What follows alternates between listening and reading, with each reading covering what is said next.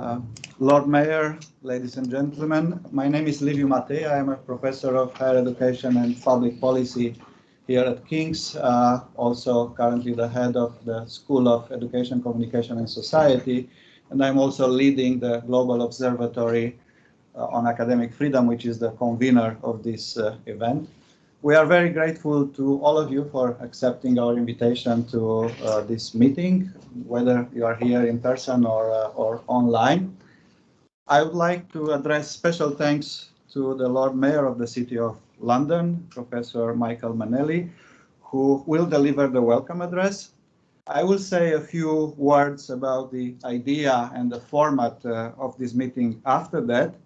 But before that, Lord Mayor, your presence and also your support in a personal capacity as a professor yourself and also as the Lord Mayor of the mighty City of London are very important for us. Thank you very much for being here with us today, and we are very much looking forward to your address.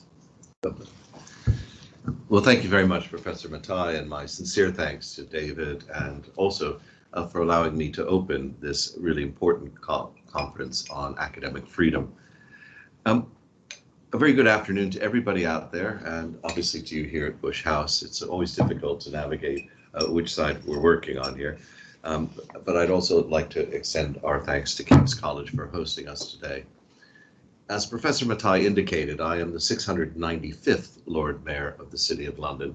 I like to call the City of London the world's oldest democratic workers and residents cooperative, because that's what it is. We're nearly 14 centuries old, and we have a very long tradition of freedom of speech. It's had its ups and downs, but we've been holding elections since about the middle of the 7th century. And so we are truly out there. And as we were talking outside, I pointed out we have our own copy of the Magna Carta. The Magna Carta was our 4th treaty signed with the Crown. We signed one in 1067, one in 1132, one in 1189, and the Magna Carta in 1215. The Magna Carta simply says the city keeps all of her rights and responsibilities, and that's the end of it. So we are, in many ways, a bit of a city-state and very partial to the concept of academic freedom and freedom of speech. And why is that? Well, in a whole variety of ways, it is difficult to run an open center of trade and commerce without freedom of speech. I need to know that what you're saying to me can be checked. I need to know that what I'm saying to you, can be authoritative, and that we can hold discourse with each other. So I think it's an important concept. I'll come on to some examples in a moment. And as Professor Matei also indicated, I am an academic, believe it or not, being a fellow here at King's, having taught at LSE, being a Gresham professor, and this year I happen to be rector of City University, so for Lord Mayor, spending quite a bit of time with the academic community. And through my own career, I have truly witnessed the importance of academic freedom to achieving results. I have a quote here from William O. Douglas, the former U.S. Supreme Court Justice, and he put it, "The most important aspect of freedom of speech is freedom to learn. All education is a continuous dialogue, questions and answers that pursue every problem on the horizon. That is the essence of academic freedom." Now, as Lord Mayor, I know the vital importance of higher education to our city. Our city is rightly famous for being the premier professional and financial services center in the world. But what many people don't realize is that's about 1/3 of our city's business. Another 1/3 of our city's business is science, engineering, and technology. And we have participated very strongly in the whole concept of freedom of speech from the very beginning in the Saxon guilds. The Saxon guilds began in the 7th and 8th century, and they were characterized by the fact that people could assemble. That was a very interesting bit. And the person who was in charge, the master, a term we still use today, nearly 14 centuries later, was only in post typically for 1 year, sometimes for 2, but that was it. So you couldn't get too abusive. You couldn't say, my opinion is more important than yours, because 2 years later, you were going to be down with the hoi polloi yourself. And so it led in many ways to dialogue. And this dialogue becomes extremely important in the late 14th century. So Erasmus comes to London, 15th century. Erasmus comes to London in the late 1400s. He in fact comes and stays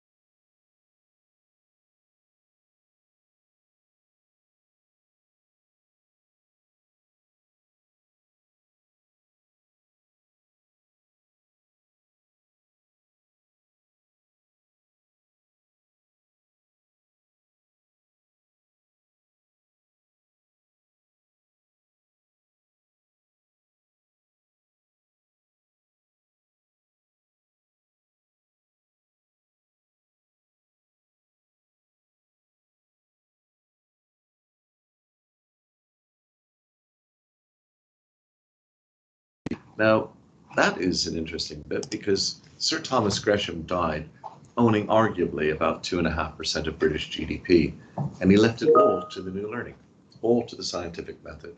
You know, it's as if Warren Buffett passed away and left all of his money to string theory. So it's quite an important event, and it's from this that comes the Royal Society in 1660, November 1660. So the whole tradition of freedom of speech underpins our city and has grown out of our city. And even today, in a changing international context, London is a global reference center for education. And I would point out that within 2 miles of where we're sitting here, we have 40 learned societies, 70 universities, and 130 research institutes. The concentration in this particular area of London is difficult to believe. Now, the theme of my mayoralty is Connect to Prosper, and I'm trying to celebrate the many knowledge miles that flow through our square mile, whether it is science, engineering, and technology, or finance and professional services, or academia. And academic freedom is vital to maintaining those knowledge miles. And any denial of academic freedom is, in my opinion, a threat to society. I have a slightly lengthy quote from Einstein.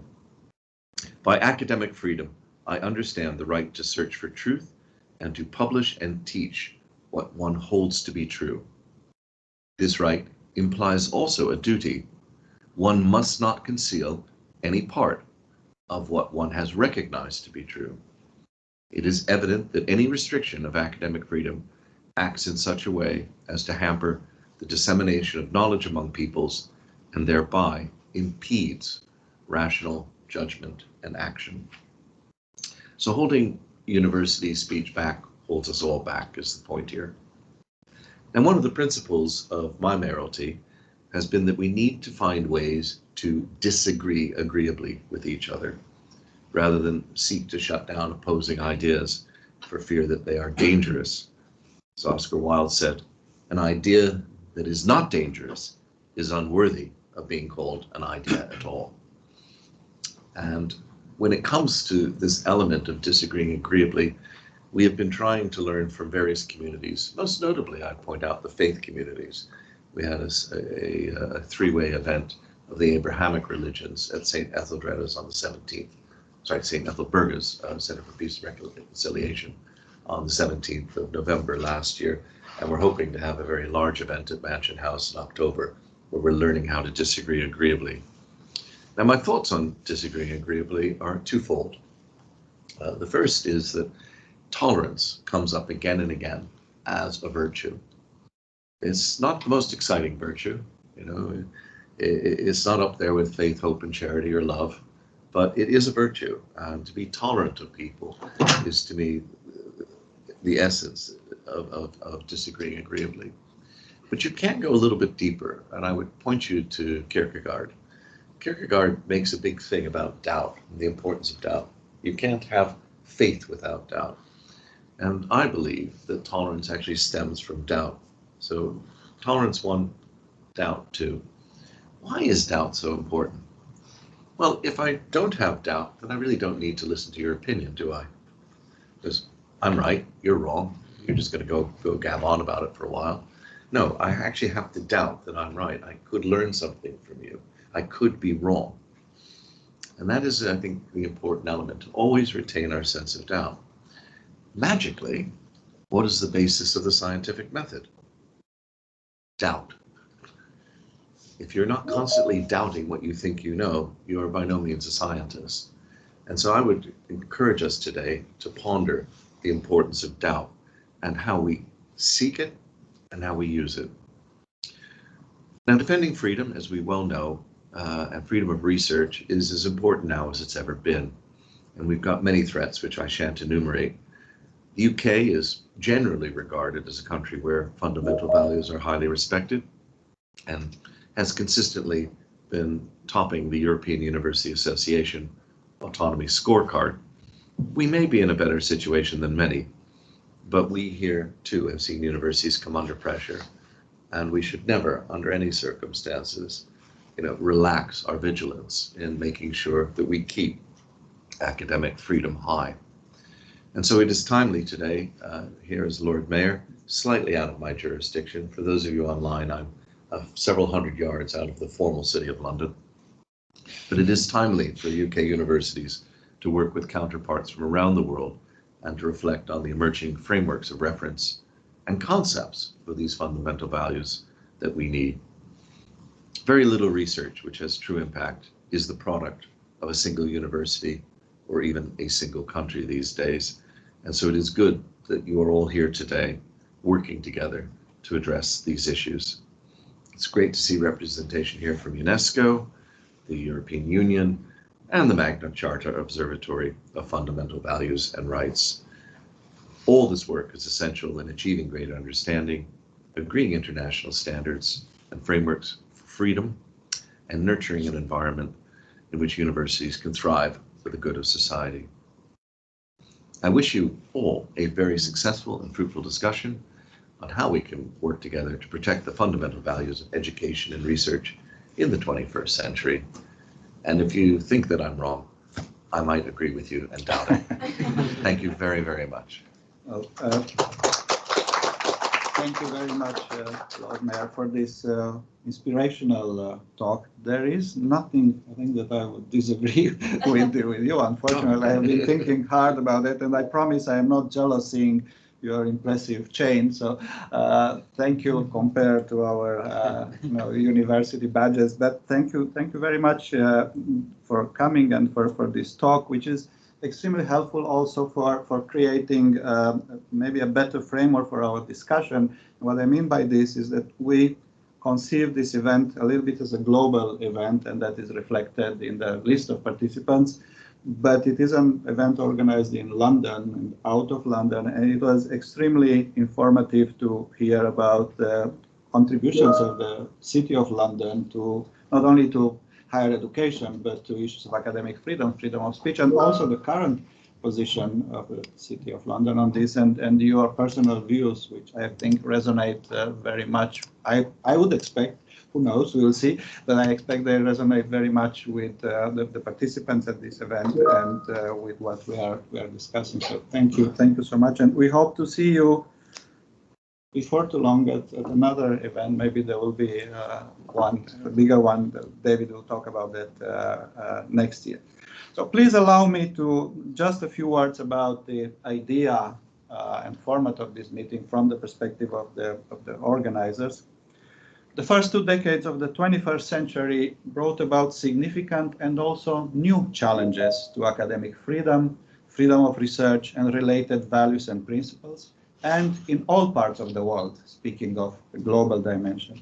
My own formative experience in this regard, if I can put it so as a formative experience, was while serving as provost of Central European University, a higher education institution forced out of a European Union country, Hungary, following a series of sustained attacks against academic freedom and university autonomy by the illiberal government of that country.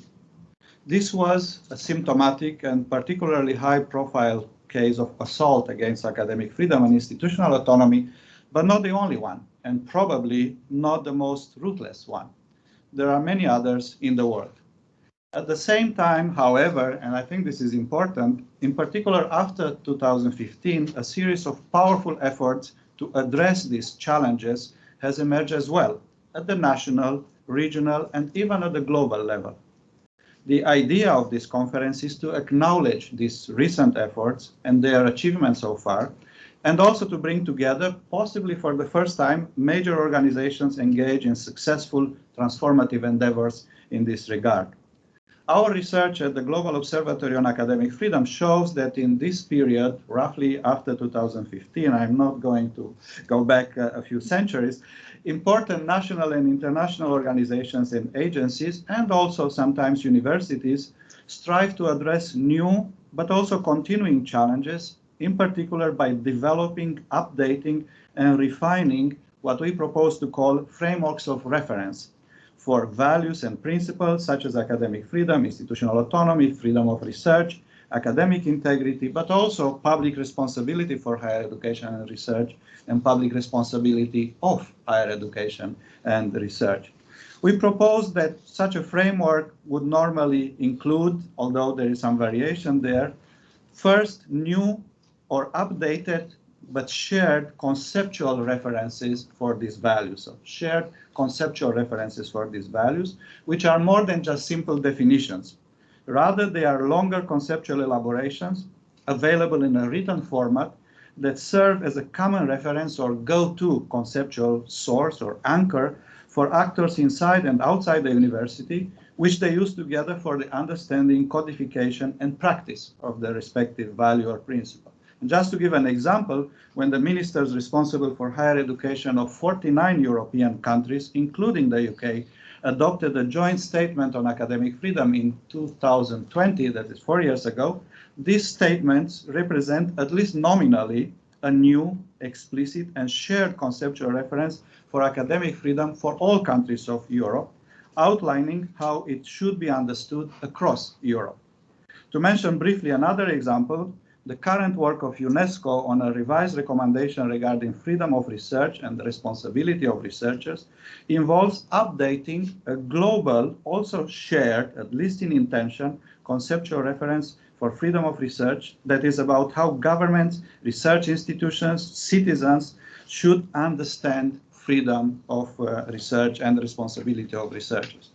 These frameworks also include norms or normative models of behavior and action, sometimes, but not always, in form of legal norms. For example, here in the UK, a law was adopted last year, 2023, the Law on Higher Education Freedom of Speech, which includes new norms, legal obligations with regard to academic freedom and freedom of speech in the country, legal requirements about what universities, academics, students, even the courts and others should do or not do about academic freedom and freedom of speech. So this is what we call a new conceptual reference and also a framework of reference, because it's not just the definition, there are also new norms accompanying it. And moreover, sometimes these frameworks include guidelines for the implementation, protection, and promotion of the respective values and principles. For example, the principles for implementing the right to academic freedom, which will be discussed here today. These principles were developed recently as part of the work meant to encourage strengthening of monitoring and protection mechanisms for academic freedom across all levels and mechanisms of the United Nations, offices and systems, but also among UN member states. A framework of reference may also include provisions about implementation of the respective conceptual references and norms, about institutions responsible, and also about monitoring tools and mechanisms. For example, the project of an all-European monitoring mechanism for the fundamental values of higher education will be presented here today. All organizations represented here have been engaged in the last several years in developing or refining frameworks or elements of frameworks of reference in Europe, Africa, and globally. There are also participants in the room or online who have done similar work in Latin America and Australia. I'm not sure, I haven't checked about Asia just before the meeting. Very often, however, many of these efforts, some of them really of significant magnitude and impact, have been undertaken separately. Maybe I could even say in some isolation by individual organizations. Our aspiration, Global Observatory on Academic Freedom at King's, when organizing this meeting today, is to try to bring together several of the most important organizations and agencies engaged in these transformative endeavors in an effort to facilitate mutual information about their work and also, I believe importantly, bring to the table possibly the entire spectrum of related concepts and values concerned, academic freedom, institutional autonomy, and so on, rather than focusing on only one or the other. So the format of this event we will continue with two panel discussions, which will be moderated by two very experienced professionals in the field, and we will start with David, who is Secretary General of the Magna Carta Observatory. I didn't say anything about the work of Magna Carta, but this is one of the most important organizations in this field. So, thank you very much, Lord Mayor. Thank you, all of you.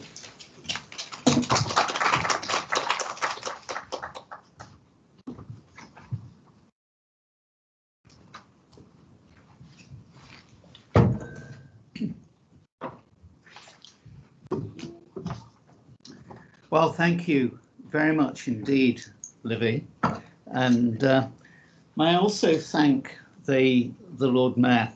It's very unusual that an academic holds the post of Lord Mayor. They tend to be bankers or insurers or whatever, and every now and again a distinguished academic will come through. And I'd like to say thank you for the strong support which you've given to me and to Magna Carta from behind the scenes, which helped to inspire the event today. And I would also like to thank, because I don't have an opportunity to do it later on, Livy. And it's been our pleasure from Magna Carta to work with Livy both on this and other initiatives. And your initiative last year to have the President's Series focused on academic freedom, I think was enormously significant and absolutely at the right time. But Livy has set us homework for this session. He set us 4 questions and he's given us between 8 and 10 minutes to answer them. And I shall do my best to be the first contributor and then we'll moderate others. Firstly, this is a session headed Global Perspective. Well, as signatories of the Magna Carta at the moment, we have 982 universities from 94 different countries, and so I think we can fairly tick the global box. Now, what is the Magna Carta? In the 1980s, there were threats and pressures on universities across Europe which were infringing their autonomy and their academic freedom. And a group of very wise professors, backed by what was the forerunner of the European Universities Association, got together to define what were the fundamentals of a university. And there were actually 8 professors, all of them male. They conversed in Latin, and the definitive edition of the Magna Carta is actually written in Latin. And it's since been translated into about 50 odd different languages. And it was on the celebration of the 900th anniversary of the University of Bologna that 388 rectors from around the world came together and signed this document in a square in Bologna. So it was, if you like, the higher education sector taking ownership of these issues and proclaiming to the world. Now, it's quite short, so rather than paraphrase, I'm actually going to read to you what the fundamental principles were that they signed. The university is an autonomous institution at the heart of societies, differently organized because of geography and historical heritage. It produces, examines, appraises, and hands down culture by research and teaching. To meet the needs of the world around it, its research and teaching must be morally and intellectually independent of all political authority and economic power. Teaching and research in universities must be inseparable if their tuition is not to lag behind changing needs, the demands of society, and advances in scientific knowledge. Freedom and research and training is the fundamental principle of university life. And governments and universities, each as far as in them lies, must ensure respect for this fundamental requirement. And finally, a university is the trustee of the European humanist tradition. Its constant care is to attain universal knowledge. To fulfill its vocation, it transcends geographical and political frontiers and affirms the vital need for different cultures to know and influence each other. Now, the number of signatories of that document grew and grew, and in around 2017, in the Council of the Magna Carta Observatory, questions were being asked: does it need to be reviewed? Does it need to be changed? And a very different group of people was put together. First of all, they came from around the world, not just from Europe. There were an equal number of men and women. Right? Some were teachers, some were students, and some were people involved in apex bodies for universities. And this group surveyed the world, surveyed the equivalents of the Magna Cartas in various countries and so on, and came up with this conclusion. Firstly, there is nothing that needs to be changed about what I have just read. But there is more that needs to be said about the university's responsibilities to society, and that what we should be seeking to establish is a reliable contract between universities and society. There was another change underway. In the first few years of the Magna Carta Observatory, which was established in the year 2000 to protect and advance this document, the mode had been proclamation. And there has been a shift of that into providing universities with assistance, supporting them to actually implement this document in practice. And if you go to our website, you will see a product known as the Living Values Project. And this is a very straightforward way of enabling university leaders, indeed anybody in universities, to firstly confirm what their values are, and then to put them into practice, and to put them into practice in a way that is deep and sustainable, and will indeed help towards establishing that reliable contract with society. And so that is the Magna Carta, that is the Observatory, and that is why we are pleased to be involved in this event today. I will now be joined by three colleagues, two of them online, and one of them, Dr. Whitfield, if you could come and... Everybody's online. Everybody's online. Right. And what we're going to do, each of the participants are going to address the questions: what are the values of their organisations? What is the focus of their work? Why is it important?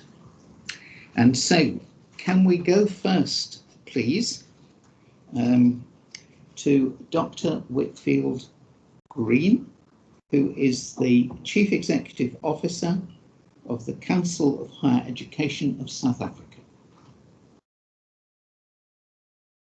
Thank you very much, David. I hope you can hear me. We can. I'm just going to share a presentation quickly as a prop for myself more than anything else. While you are just loading that, can I say to colleagues, as questions or comments occur to you, please put them in the chat. And when it comes to the discussion time afterwards, we will do our best to take all of the comments that have come online as well as in the room. Back to you, Dr. Whitfield. Thank you very much. And let me just record my thanks to Prof Mainelli for inviting myself and the organization I represent to participate in this event. A really welcome opportunity from our side. The Council on Higher Education is a quality assurance body for higher education in South Africa, as well as an advisory body on higher education with a particular mandate for advising the Minister of Higher Education, Science and Innovation in the country. I've interpreted a brief to provide some perspectives on how the South African approach to working with academic freedom has unfolded over the years. A point of departure really is just to kind of reaffirm, re-emphasize the nature of these institutions that we call universities and the defining characteristics of them, which already, if you look at the idea of a university by Newman, talks to the notions of institutional autonomy and academic freedom. So we see these in the South African context as defining characteristics, necessary conditions for the critical institutions that we call universities. We come from a repressive, colonial and apartheid history, where freedom of speech, freedom of association, academic freedom, and many other freedoms were severely restricted for the majority of the South African population. And the advent of democracy in 1994 really heralded a new approach to how we work with these constructs, really positioning the notion, the concept, the value of academic freedom and freedom of scientific research as a freedom enshrined in the Bill of Rights in the South African Constitution. So protected from the very, very highest levels of the ideals that the country seeks to follow. This has been carried through in a range of policy and legislative frameworks in the country. Very importantly, a white paper on education in 1997 that identified 8 fundamental principles. And you can see already part of those principles, the notions of academic freedom, institutional autonomy, and public accountability coming to the fore. And this has been the trajectory in South Africa since then, holding these notions together as a collective, working for the benefit of the university system and the benefit of society in general. There are definitions in our white paper of academic freedom. I'm not going to read through them in detail. I think very much in line with the common definitions across the world. Likewise, with institutional autonomy, it is interesting that Education White Paper 3 does also point to specific areas where universities must exercise high degrees of self-regulation and administrative independence. And you can see a list of those areas. Very importantly, institutional autonomy in the South African context entitles a university to make academic decisions without undue interference from government, any external body or person.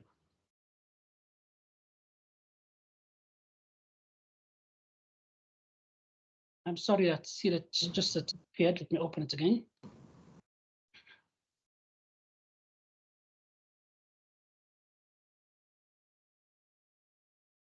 A definition for public accountability also, I think very much reflective of what the global experiences are in relation to this.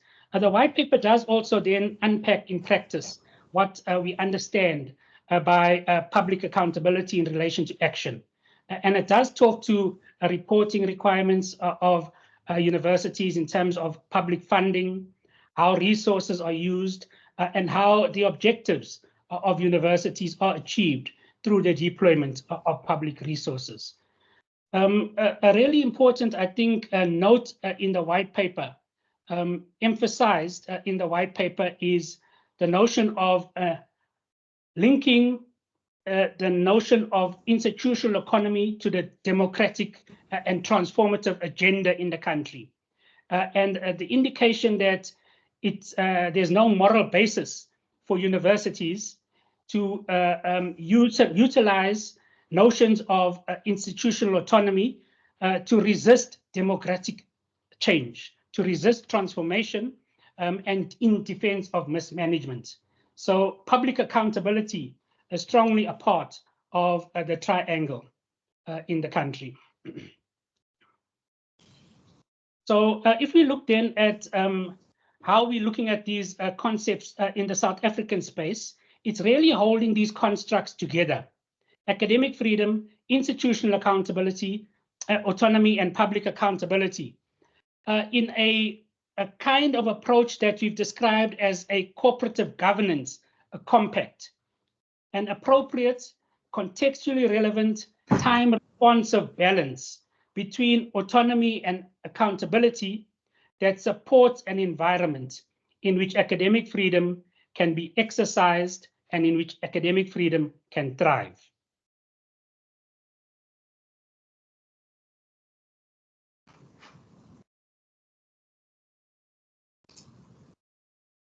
The microphone is off. Dr. Green's microphone is off. Yeah, you've become muted. We can see your slides, but we can't hear you.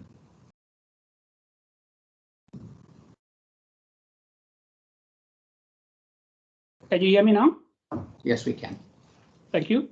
Just to give an example, 3 examples of how these 3 constructs can interplay in quite beneficial ways if we allow them to do so. And I want to draw on the fees must fall experience in South Africa in 2015, where there were massive student uprisings in relation to the cost of university studies. And that transformed into bigger issues, including the idea of what the curriculum entails and notions of the decolonized university. So what we saw was strong public accountability pressure from students in particular around notions of the curriculum that then required a response from the institutions. So not complete academic freedom around curriculum, a kind of mediation of the public accountability pressure coming from students and new curricula and new notions of institutions as universities in the South African context starting to emerge.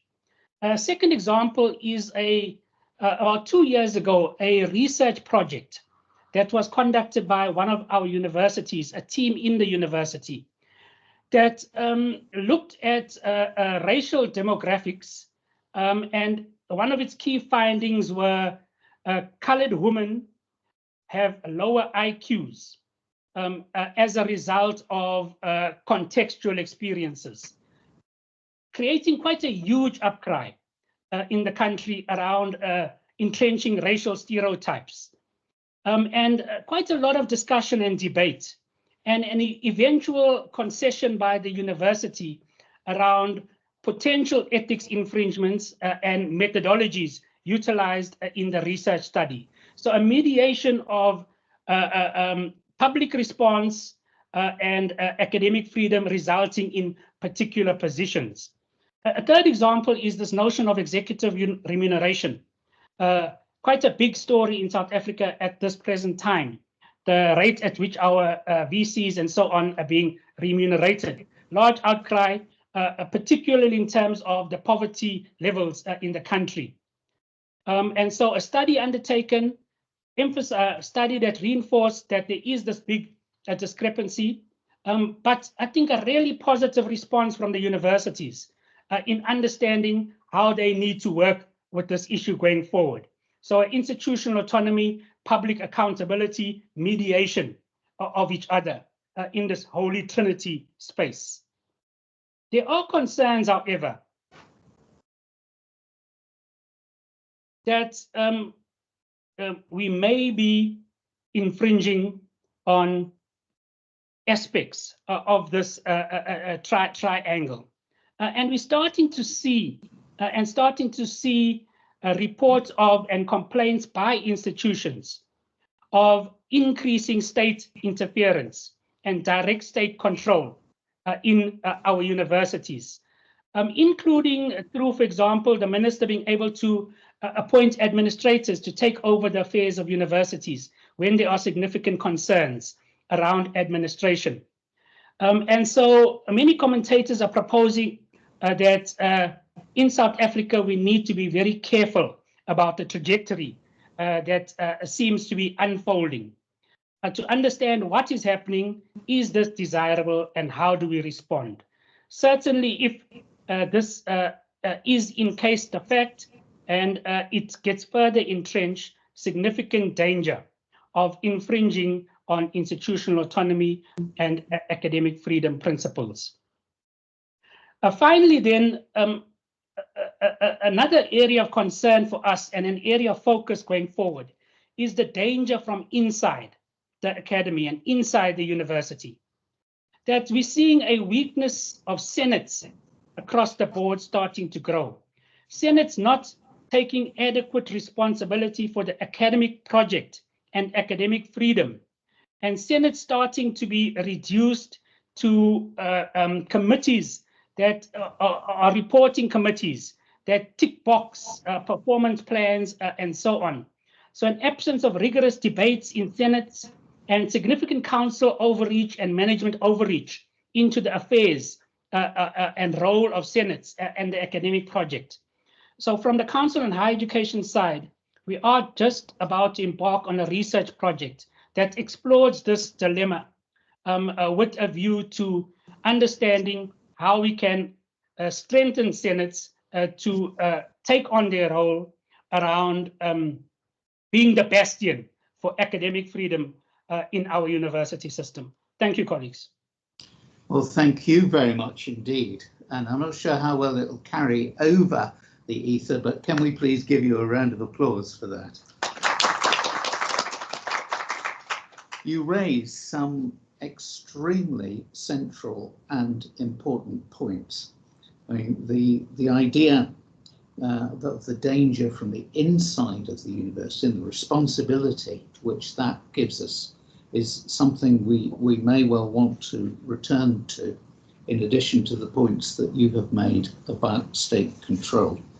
But let's take the third of our contributions first. And could I invite Dr. Vivi Stavrou, Executive Secretary of the Committee for Freedom and Responsibility in Science from the International Science Council, to share her thoughts with us. Dr. Vivi. Good afternoon. Can you hear me? We can. Yes, good afternoon, colleagues.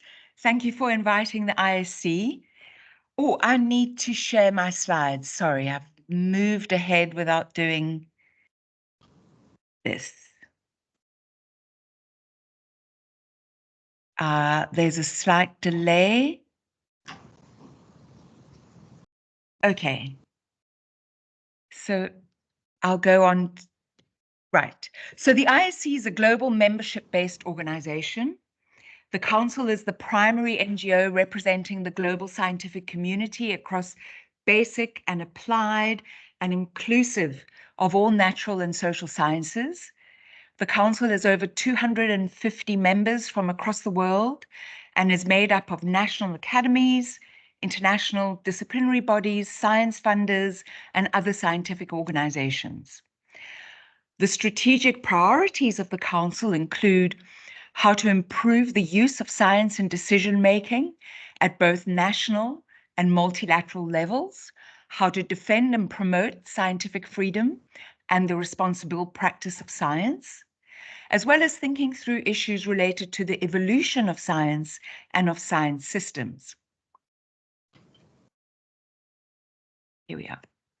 This slide sets out the core principles and frameworks underpinning the work of the Council, the commitment to the right to science, the importance of creating an enabling environment for the free and responsible practice of science are fundamental to the ISC's vision of science as a global public good.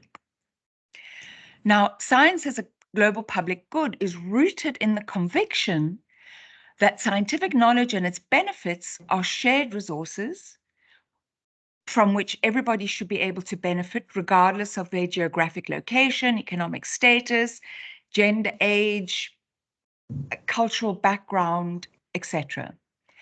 An important goal of scientific institutions is not only to discover and interrogate new knowledge, but importantly to share and explain what is known for the benefit of all humankind and our planet. So this public good thrives and benefits when it is shared. I'll move on to the next slide, looking at our freedom and responsibility of science principle. Now, the ISC's Committee for Freedom and Responsibility of Science, I'm going to call that CFRS from now on, is the guardian of this principle. And the committee has recently updated the FRS, Freedom and Responsibility of Science principles, and they are part of the new ISC statutes and rules of procedure that were approved by members last month. So it's brand new. I'll share later on the links in chat so you can easily access them. Now, the new principles were devised against the current context within which the Council operates: worldwide climate, ecological and societal crises, worsening geopolitical tensions that are exerting pressure on science systems and international scientific collaboration, and increasing threats to the safety of scientists and their freedom to operate. There is no doubt that's right. So the new principles aim to assist the scientific community in better understanding and following the Council's guidance by offering more precise guidance on the relevance and application of freedoms and responsibilities in the context of scientific work, of scientific research. This expanded focus that you see in front of you should make it easier for a wide range of threats against the integrity of science to be clearly linked to specific aspects of the principles, so allowing the committee to more effectively monitor, respond to, and advocate on issues related to the free and responsible practice of science. As well, these new principles complement relevant international human rights conventions and declarations referencing the right to science. The new principles come together with an explanatory memorandum that expands on the principles. Just to say that before, our principles were very short, and they were mainly around the freedom of expression, communication, association, etc. So just to look at the expansion, let's take the example of the second freedom to participate in knowledge production on the screen. So this must be supported by equitable access to existing knowledge, information, and data. And the effective exercise of this freedom presumes freedom of movement, association, communication, and expression. The explanatory memorandum expands on some restrictions placed to these freedoms in the context of scientific work. The third freedom, the freedom to promote and communicate science, encompasses a commitment to the public good, which is different to public interest. And it significantly expands the commitment to the well-being of humans, non-human animals, and the environment. Also, the responsible exercise of this freedom aims to promote social justice and, importantly, intergenerational justice. It looks to the applicability of these principles to the future. And also to touch on what the previous speaker was, his talk, if we look at the fourth responsibility, to contribute to the effective and ethical governance of science, this is viewed as a collective responsibility that across all levels of the global science system, where appropriate, and the scientific ecosystem includes scientists, national governments, research-producing institutions, funding bodies, regulatory and oversight bodies, review committees, publishers and editors, standard-setting institutions, educators, and of course, most scientists are employed in the private sector. So that's why, in fact, we talk about scientific and not academic freedom. And this fourth responsibility, the people in the ecosystem are expected to contribute to effective governance tools, institutions and processes, introduce fair processes for the confidential reporting and investigation of possible illegal, unethical, or unsafe science, and importantly, create an environment that enables the free and responsible practice of science. Now, I'm going to move on to looking at the right to science. So the International Science Council believes that there should be a universal human right to participate in and enjoy the benefits of science, and that it should be the responsibility of governments to create and sustain the opportunities of citizens to use these rights. And the committee has just written its own interpretation of the right to science. We haven't published it yet, but it's been approved. And it's fair to say that within the scientific world, the right to science remains an underdeveloped concept. The notion of science is a fundamental part of human culture. The importance of education and access to science and knowledge is a human right. The protection of the producers and the production of knowledge, and the aspiration of universal access to the use of science and its benefits are really not understood properly, even among the people who might be expected to appreciate this. I'm just going to move to the second so you can see that there are two parts to this right, and I'll go back. In terms of how the Committee for Freedom and Responsibility of Science formulated this right, human rights, freedoms, and responsibilities are exercised in human action. Thus, the formulation looks at science as a human action. And the formulation of this right is not limited to philosophical or jurisprudential reflection. It's for communication to the scientific community, to governments, public and private institutions, and to people generally. So it's formulated for advocacy and educational purposes. In terms of terminology, we felt that the wording, the right to science, is overbroad. So we've divided it into two clusters, the right to participate in science and the right to enjoy the benefits of science. And these elements, as you can read, are availability, the elements of this human right: availability, accessibility, quality, and acceptability. Now,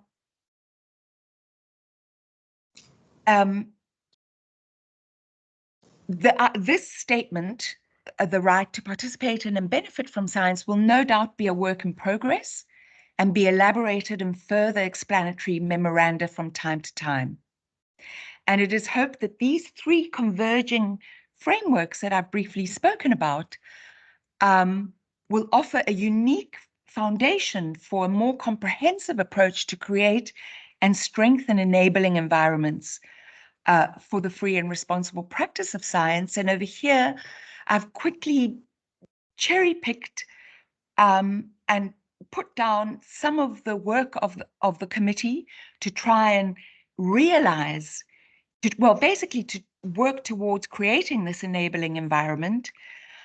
We monitor and take on cases on individual and generic cases of scientists whose freedoms and rights are restricted as a result of carrying out their scientific research.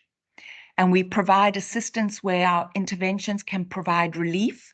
And we also work with other agencies in this respect. For example, we've worked with Scholars at Risk, and various other NGOs and UN agencies with this mandate to protect and support scholars at risk. Very strong request from our members is to translate these principles and then codes of conduct into practical guidance notes for working scientists, and we're doing this in terms of ethics. Ongoing projects are ethics and research integrity policy in responsible research assessment for data and artificial intelligence.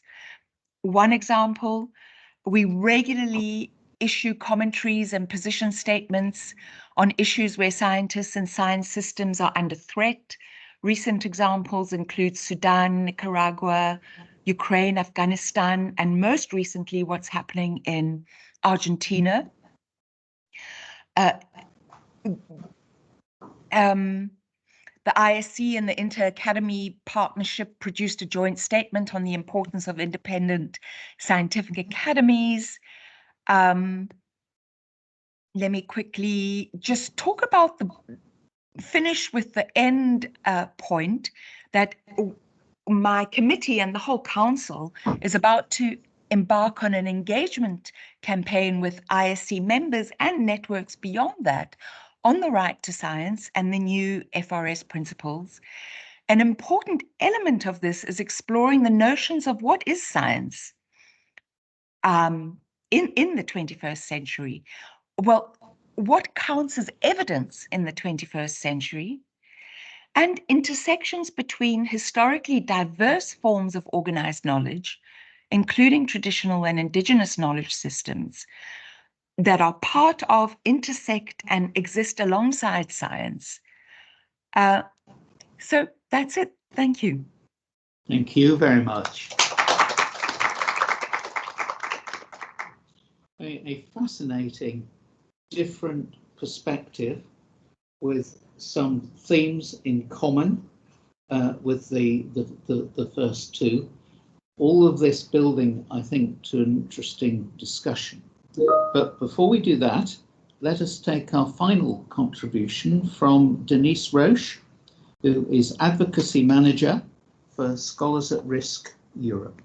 Denise. Hello, everyone. I'm just going to take a moment to share my slides. It's just a little bit slow.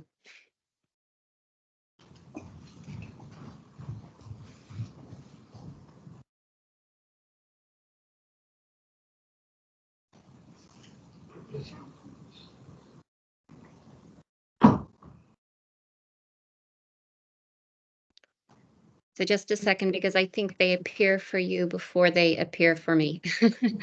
Just one moment. Thank you. Okay, there I go. Okay. Good afternoon, everyone. It is a pleasure to be able to join you all today, and apologies that I'm not able to do so in person. Scholars at Risk, just a little about our organisation, is an international network of over 650 higher education institutions and associations across 43 countries. And we are dedicated to protecting scholars and promoting academic freedom.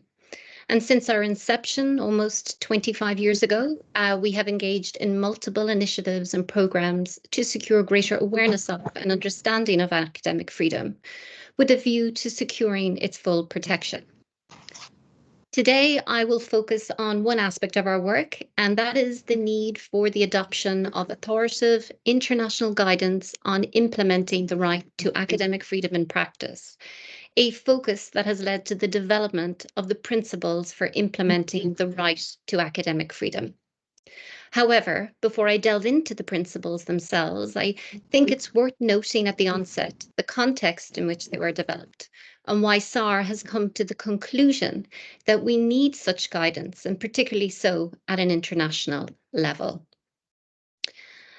So in very recent years, we have seen really an explosion of reports and statements, decisions, declarations, even communiques on academic freedom, and they're emerging from multiple bodies, the EU, the Council of Europe, the Inter-American Commission, UNESCO, the European Higher Education Area, and also the United Nations.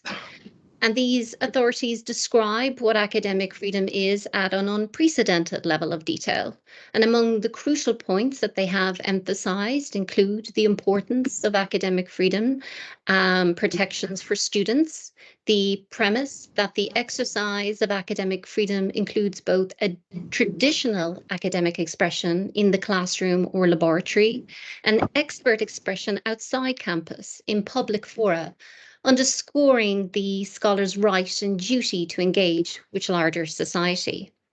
And the crucial point that academic freedom requires international engagement and exchange, regardless of frontiers. And these reports and statements have marked major steps towards effective protections for academic freedom.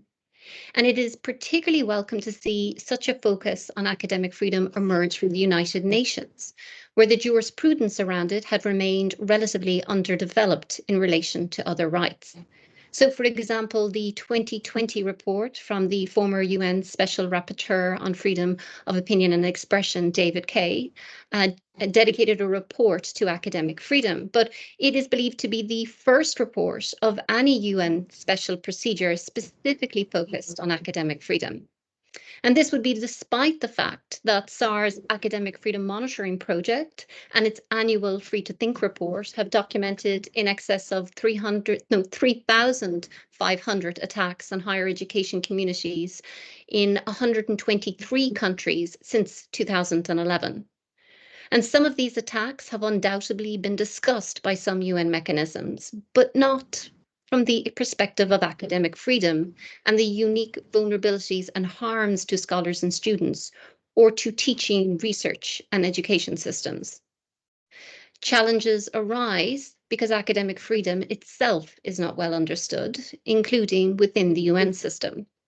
Therefore, the application of international legal provisions to academic freedom is underdeveloped, and existing UN mechanisms have tended to neglect infringements of academic freedom or to address these as infringements of related but distinct rights. Take, for example, the scholar who is imprisoned for their work.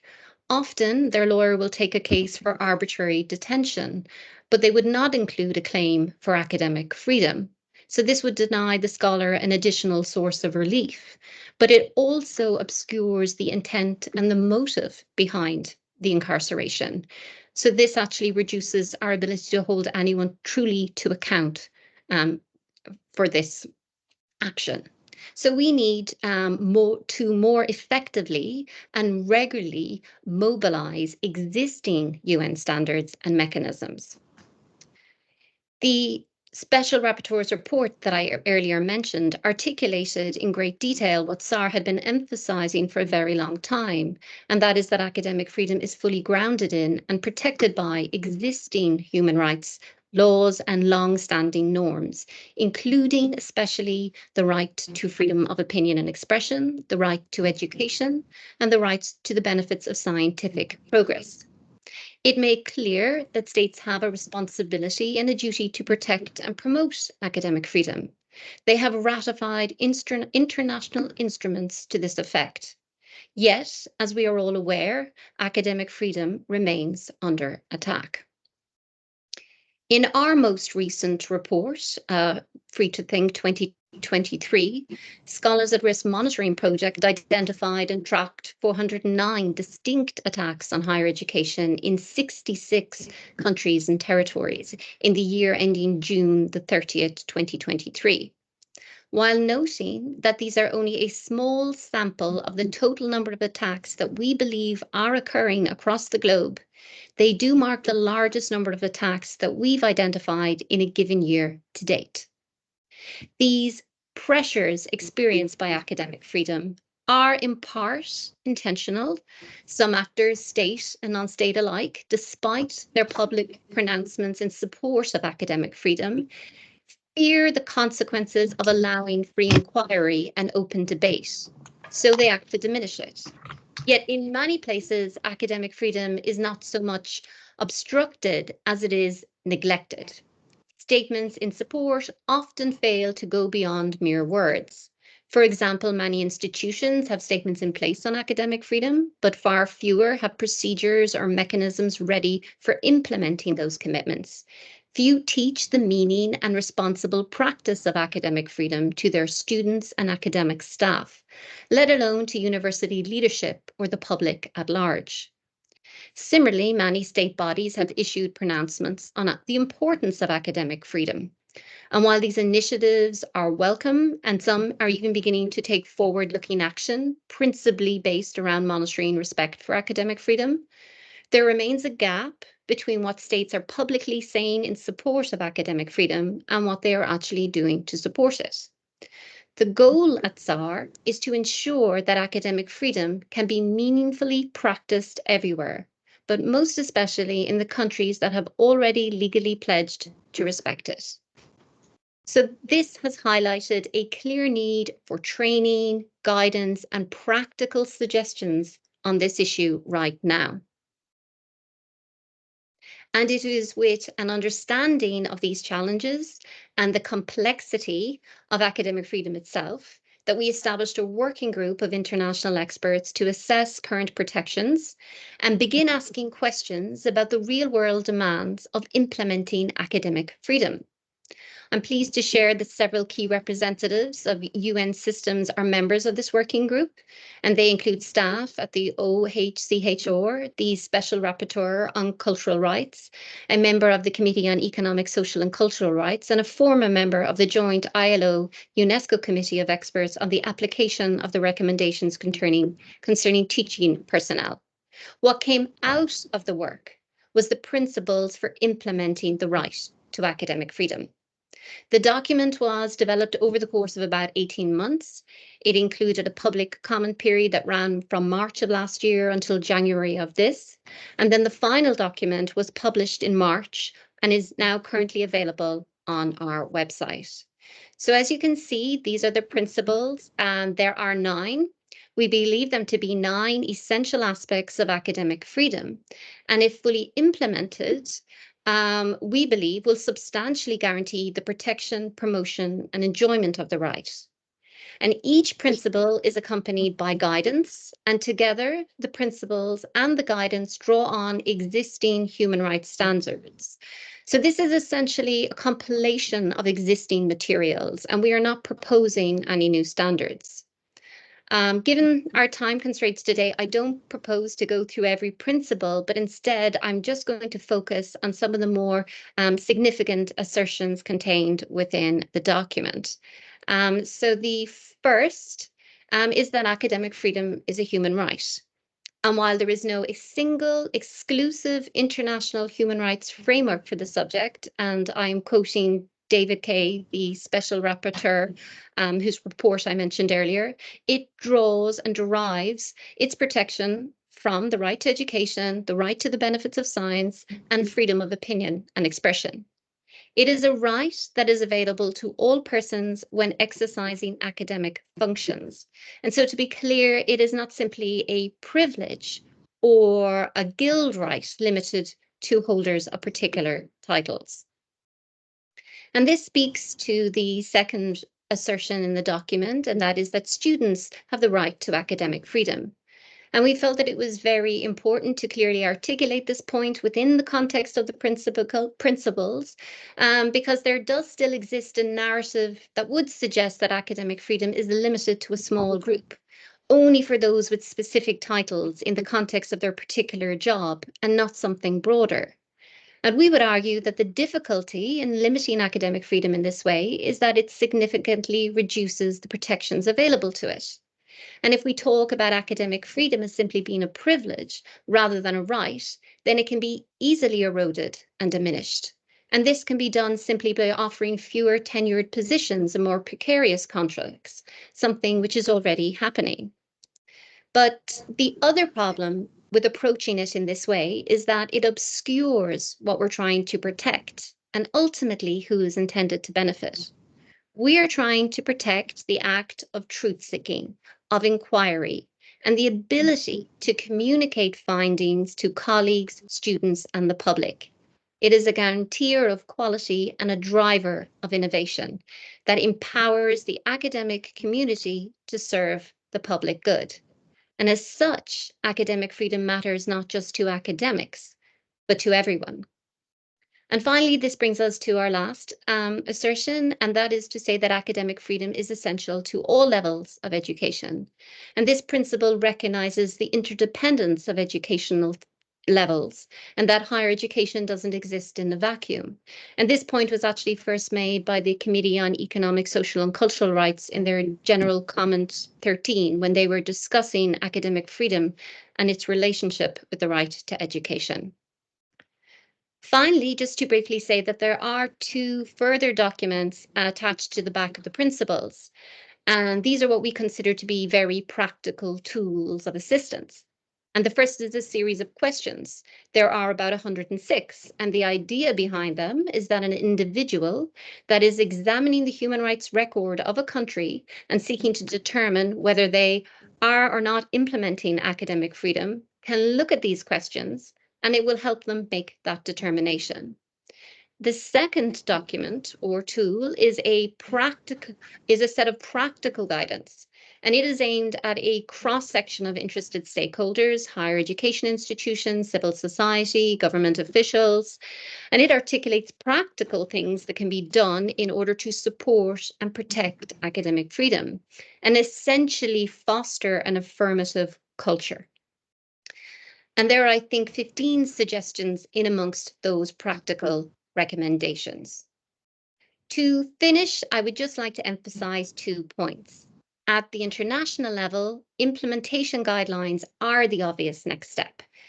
There are many good models for such international guidelines already out there, and I think many people today would be very familiar, or at least would have heard of, the UN operational guidelines in the field of business and human rights, which have been very successful and have been taken up in national action plans around the world. And we would argue that states and institutions need the same practical guidance on how to operationalize respect for academic freedom. Finally, the principles themselves offer this framework. They provide a roadmap for increasing respect and protection and a checklist for assessing adherence to existing state-level obligations. Thank you, and I'll leave it there. Thank you. Well, thank you very much indeed, Denise, and thank you to all of our contributors. What I found fascinating was the sort of read across between the different presentations, the fact that Scholars at Risk and ourselves have moved from the proclamation to assistance with the implementation and so on, for instance, and several other issues as well. But this part of the session is yours, for you to come back with questions to our speakers or comments. Angel is monitoring the situation online. Do we have any comments or questions online yet? Yes, we have 2 questions. We can actually have them ask on the call if yes. All right. Would you like to do that? Yeah. Could you bring the first one of those in, and you'll have to forgive me, I don't know who you are. Now so I can please. get that in. So first question was from Eva. Eva, if you're on the call and want to ask a question, or should I on your behalf? Would you like to put your question, Eva, or would you like so us to read that's the it? question. Right. So, Dr. Whitfield Green, can I check that you are still with us? I'm still here, David. Great. The first question is for you.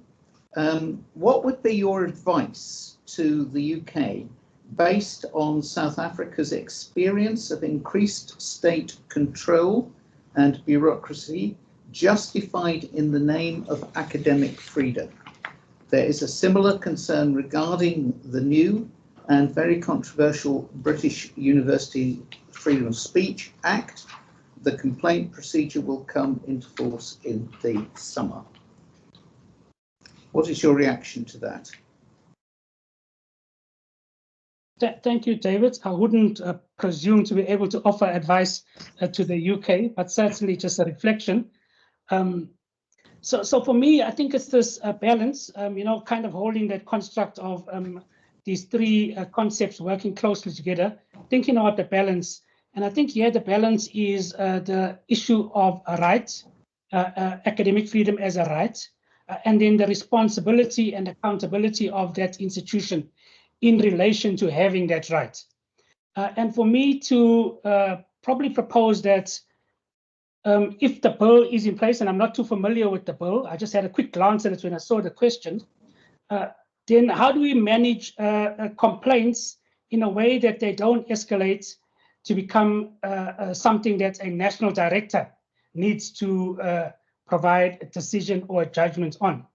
So how do we take responsibility in the institution through policy and processes that enable the institution to deal fully with complaints that relate to issues of academic freedom at the institutional level, hopefully to the satisfaction of the complainant, before it escalates into something that needs to go into a national decision-making process. Thank you very much for that. The second question from online is... I think Klaus is there. He can ask the question. All right. Would you like to put your own question? Yes, thank you. Thank you very much. The question goes to Vivi Stavru. I enjoyed that presentation, and your statement on the right to science, of course, has not yet been published. But let me ask already now, to what extent is this actually based on the UN Committee on Economic, Social and Cultural Rights General Comment number 25? I'm also asking, especially because that statement is kind of, the model we have at the moment, but I've personally, in my own academic scholarship, criticized it a bit in the past. I mean, it is very useful, but my critique has been that it kind of sidelines academic freedom. And you also made the distinction between academic and scientific freedom. Now, specifically the freedom in the university context, in the sense of research and teaching that is not guided by an impact agenda, because it seems that there are these constant demands from external society on universities to deliver a product to society. Thank you. Hi, thank you for the question. So, yes, the formulation of the right does draw from General Comment 25, as well as a whole lot of other instruments. But to give you a long answer, the autonomy of the institution where research is conducted, most prominently the university, is a cornerstone of scientific freedom. The autonomy, and we know that the autonomy of universities have been eroded in recent decades due to a variety of factors. There's the massification of higher education, the expansion of university status to non-research institutions, the managerial culture that you referenced, decreasing government funding, the focus on innovation, and economically important activity, demands for impact and accountability, the push towards project-funded and mission-oriented research. Now, these changes are clearly based on need, are often necessary, but we need the balance that Dr. Whitfield spoke about. And without balance, they have tended to decrease the freedom of scientists to choose their topics, the timeline of their research, and how and where they communicate their results. So I know I'm focusing on science, but thanks. Satisfied, Klaus? Yes, I mean, one can always discuss these things for much longer. I don't know if I should also ask the second question I had concerning the last speaker, Denise. So I know these principles, of course, and I agree with everything that is said in there except one statement, and that is the extension of academic freedom also to the primary and secondary levels of education. I know that that has been done in reliance on a statement in General Comment number 13, but I think that statement at that time was not very well thought out. I think it was rather a mistake, actually, because if you look at case law of the European Court of Human Rights, or if you look at any kind of writer on the topic, take Eric Barron, the leading writer on academic freedom, or Robert Post and Livio Matai, I would agree with me that academic freedom is really limited to higher education because that is where the truth-seeking function is. Secondary education does not really have a truth-seeking function in the scientific sense of the word. So I'm not sure if a favor is done by extending the term, because the danger also is then that, it might perhaps be watered down, because we know that in primary and secondary education, the state has quite a lot of power to interfere, and also legitimately, which it would not have in higher education. Thank you. Do you want to come back on that, Denise? Sure, thank you very much for the comment. And surprisingly, when we did actually share this document in consultation, this was not a point that actually drew much controversy. But I do take your point. But the premise of the document and the discussion is academic freedom is a human right. And if you accept that it is a human right, then children have human rights. So in drawing on this principle, we were actually looking at the Convention of the Rights of the Child as well. And when children are children have full capacity to exercise their rights, but it's obviously an evolving capacity. So when this right is manifesting, it would manifest differently at different levels of education. And that would be our point to that. I mean, I would also say that it does connect as well to the idea of quality education. And I think as well as something we always talk about in the context of academic freedom, which is the ability to cultivate those that can critically think. And I think we would want something like that to occur before people come to university. I think if people are coming to university without already those skills to critically think, it's probably a little bit late in the game. Thank you very much. It's nice to see Klaus. Klaus is one of the Magna Carta Observatory's ambassadors, and you're very welcome on this call. Any questions from within the room here? I'd like to raise one issue which I think comes across a number of the contributions, and that is the question of governance. And I'm picking it up largely from the threat within and the challenge as to whether our governance is strong enough. I'm also picking it up from the aspect that we are serving society, and to what extent is the society broadly represented in that governance. And to convert my comment into a question, I wonder if I might ask my co-contributors, to what extent do you think we can strengthen governance to more successfully preserve the autonomy of universities? What do we have to do to enable our institutions to be better governed to achieve the sort of things we've been talking about this afternoon? Would one of you like to come in first? Well, I think one of the points that we made in the course of the principles was that universities need to be a little bit more prepared than they are.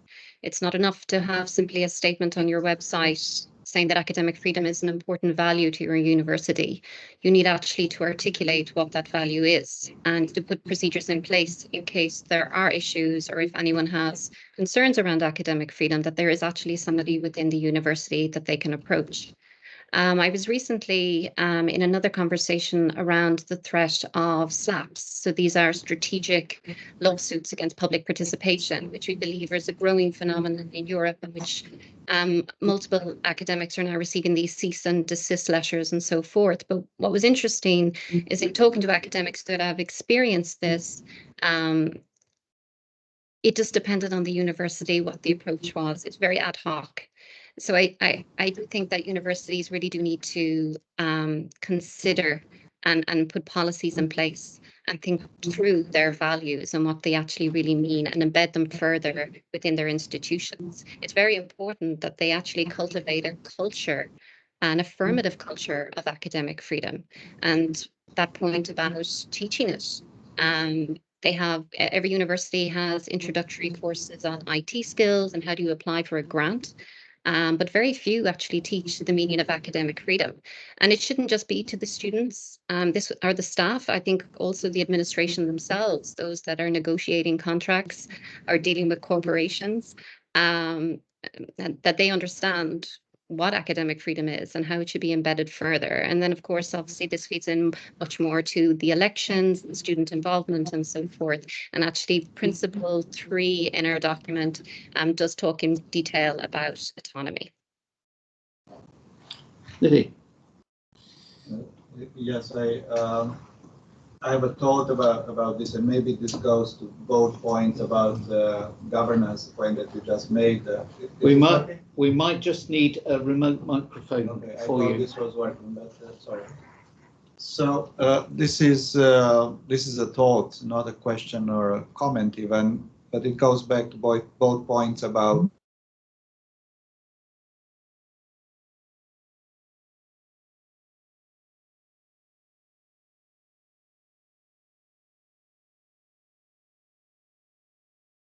special point you were going to make. No, I on the contrary, So I think our colleagues online are back. So a thought about both the previous question from Klaus about should we extend the scope of academic freedom to include secondary, primary school children, and also what about governance in all this context? And I think this also goes back to the point made by Denise repeatedly about academic freedom as a human right. I think it is important to consider whether academic freedom is not only a human right. So I think academic freedom is a composite concept. It is a human right, but it is also an academic value and a principle, including maybe a governance principle. So if we if we look at this concept as a composite concept with different facets, sometimes we talk more about the human rights aspect, otherwise about the academic value. But if we accept that the dimension of academic value is part of the definition of the concept, then obviously that will be restricted to, I think Dennis put it rightly, people who do academic activities. So if we have a child who does advanced research in a university, that is protected by academic freedom. But if this is about learning in a nursery class, I'm not sure, right? So so what the point that I'm making is that we need to be at least clear about which facets of the concept we use for the definition, and also for guidelines about which, and in practice as well. And there can be difficulties there, but I think if we make this clear that yes, I mean, Denise is saying we are talking about academic freedom as a human right, and then it's difficult to say the right to learn is restricted to university students, or the right to teach to university academic staff. But if we take it as an academic value, let alone a fundamental value as we call it now, then obviously it is restricted to activities and participants in activities within the framework of the university, including from a governance perspective. And there's another point I wanted to make here. I think if we look at academic freedom as an academic value and an academic principle, that is very important because this brings immediately into the picture the concept of academic standards and academic integrity. So, no, academic freedom is not freedom of speech for academics. It's a lot more than that. And even as freedom of expression or freedom of speech, it is limited by the need to adhere to academic standards. And these academic standards are they are put in practice by academic bodies, by academic governance mechanisms, which we, once again, so who decides whether a curriculum in higher education is up to the standards or not? It should not be the ministry. It should not be an officer or bureaucrat in the ministry. So this should go to accreditation bodies, academic committees, and so on. But this is something that belongs to higher education governance. We don't have that. Now, who is in charge of academic standards in secondary education, primary education? It is the state, basically. So I think that if we take into account both these points, the need to consider academic standards and how this governance is exercised, then maybe, I think Klaus anticipated a little bit, I would probably taking the risk to side rather with him. Thanks, Vivi. Can I just go back to Vivi and to Whitfield? Do you want to come back on this question of how we might strengthen governance? Thanks, David. Maybe I can just make a comment. So one, in line with the kind of threat from within approach, one of the other big concerns, and I mean, our governance structures are where we need these freedoms to be protected and nurtured. And if we have weak governance structures, then we have challenges in this regard. And I pointed to a challenge in relation to the senates. But in the South African context, we're also seeing quite significant challenges in relation to the councils. So in our democratic dispensation, the idea around representation and inclusivity has kind of permeated, including in how we select people into various structures. And so we have democratic representation in councils that might not be expert representation that can nurture the interests of the university. So, for example, we might have strong people from business represented in councils that come with the business orientation that might not fully understand the purpose and the value and the nature of universities.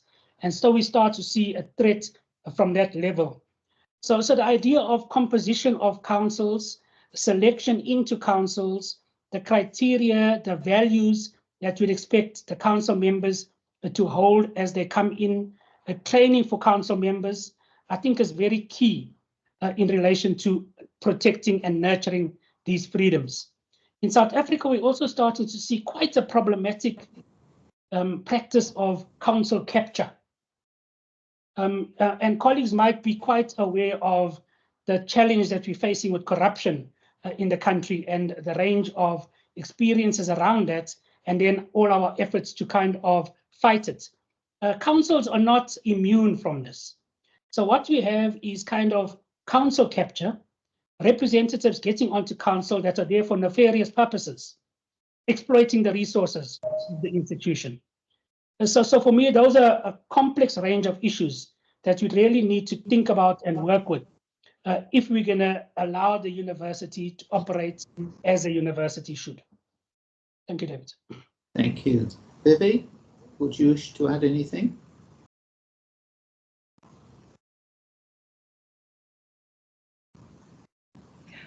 I can't add anything in terms of university governance. In terms of scientific governance, I mean, there are other particular issues where, again, I mean, I mentioned some of the external threats, but the internal threats are significant. And they really do have to do with appropriate competence, carrying through appropriately and rigorously the principles of scientific freedom, and and taking the accountability element of self-regulation, not taking it more seriously, but updating it to the challenges that we are facing with now in terms of, for example, disinformation and trust in science, offering independent scientific advice. So, I mean, it's a slightly different terrain, but the internal threats, balancing the freedoms and the responsibilities is critical. Well, thank you very much indeed. If I can just be permitted a short answer to my own question. I think Denise got it absolutely right. We need to prepare people for governance by making them aware of their responsibilities for academic freedom and maintaining autonomy in a much better way than we do at the moment. And in Magna Carta, we have been working with two of the, well, in one case global, one case regional student organizations to design value-based inputs to the preparation of student leaders, so that when they find themselves in their first meeting of their university council or board, they will have a clear platform to think from and to act from. And I think generally the induction of council members has got better, but there is much more to do, particularly in this respect. So could I conclude this session by thanking Whitfield, Vivi and Denise for their contributions. Could I congratulate Livy, because I don't think you could have put together 4 more complementary perspectives on this particular issue. And I, for one, have got a huge amount out of listening, comparing, contrasting, and so on.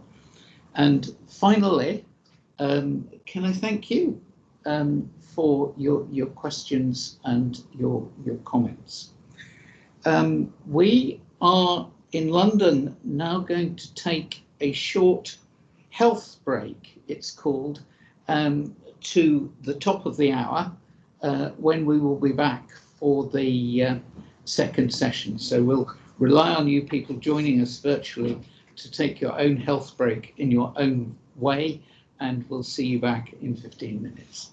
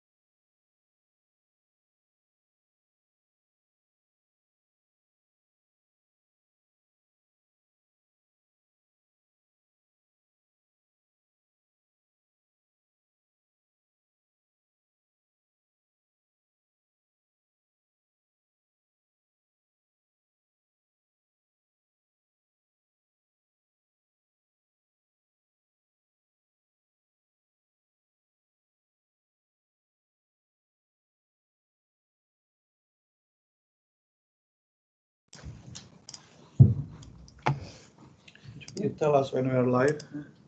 We are live, but probably let's just give 1 minute for everybody to come in.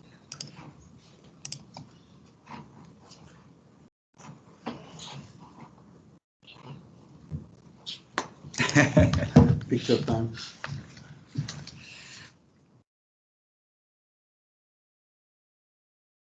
Can we start? I think so, yes. So welcome back. Hello, everyone. My name is Cezar Haj. I am the co-chair of the Fundamental Values Working Group within the framework of the Bologna process. I would like to thank Livio for inviting me to moderate this wonderful panel, where we will be discussing about European perspectives. I will have a short presentation at the beginning, talking a bit about the European higher education area context, where we are working on the issue of fundamental values.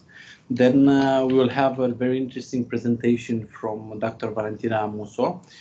She's a public policy consultant at ICF, who works for a project commissioned by the European Commission on fundamental values within the European Union. And then we will hear from Professor Liviu Matei from the Global Observatory on Academic Freedom about academic freedom and what can universities do. So I will start my presentation, if that's all right. About the progress and perspectives within the European higher education area context. Within the Bologna process, we have acknowledged 6 fundamental values: academic freedom, that we have discussed here already today, academic integrity, institutional autonomy, student and staff participation in higher education governance, and public responsibility for and of higher education. These fundamental values were first listed as fundamental values in the Paris Ministerial Communiqué, even though the concepts were discussed and presented in various other ministerial communiques within the Bologna process.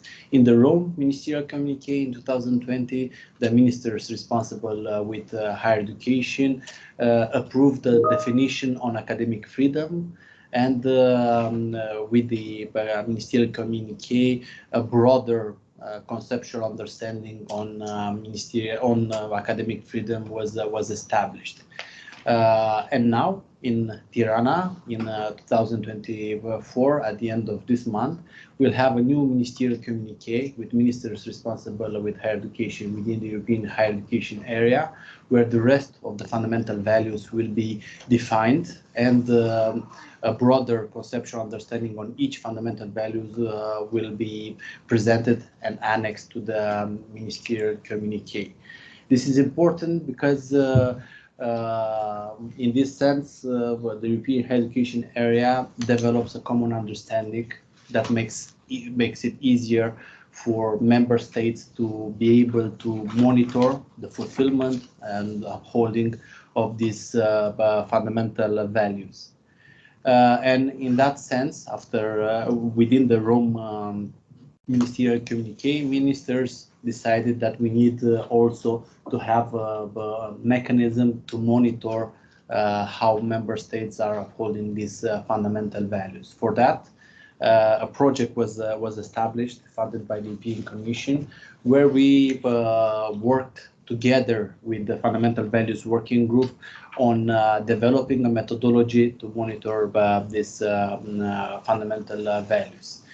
The project also supported the work of the Fundamental Values Working Group that worked on defining these fundamental values and generated the statements that will be adopted at the ministerial conference. Regarding the project, within the project that was led by Professor Liviu Matei and his team of researchers, we did a mapping on the existing indicators of the fundamental values. There was an assessment of the relevance and limitation of the current indicators as they are in compared with the statements that were developed within the fundamental values working group. And the technical policy framework was developed and piloted in order to see whether or not in practice this framework can be used in the future in order to monitor these fundamental values. It is expected by the end of June to have this proposed technical policy framework that should be used in the monitoring of fundamental values in the next mandate with the help of the Bologna follow-up group. This is just an example of how the technical policy framework looks at this point. We have divided the values between two types of values, rights and freedoms, and obligation and duties. For each value, the monitoring framework includes the jure perspective and a de facto perspective. When talking about the de jure perspective, we will be looking at the protection of those fundamental values, the promotion, and the outlook of the fundamental values when looking to the future. On the de facto analysis, we will be looking at infringement, threats, positive developments, and when we talk about fundamental values that are considered obligations and duties, we will be looking at the fulfillment of those obligations instead of infringements. So this is the in two slides the work that has been done for 2 years in the development of this policy framework. And what I would like to underline is that this result of having a common understanding within the European higher education area regarding these fundamental values, having the conceptual framework to monitor them, is the result of a successful cooperation. The cooperation between governmental representatives within the BFUG that have validated the work of the Fundamental Values Working Group, but even within the Fundamental Values Working Group that also includes governmental representatives and stakeholder organizations. There's also a successful cooperation between Fundamental Values Working Group and the NUFAP project experts that I have presented here, Professor Liviu Matei, Daniela Crăciun, and Elisabeta Popova, who is here with us. But also with other experts that have provided valuable insight in terms of advices. We work with Robert Quinn from Scholars at Risk, Popovic Urbergen, who is a former head of the Council of Europe's Education Department, but also Catherine Kieselbach from FAO Institute.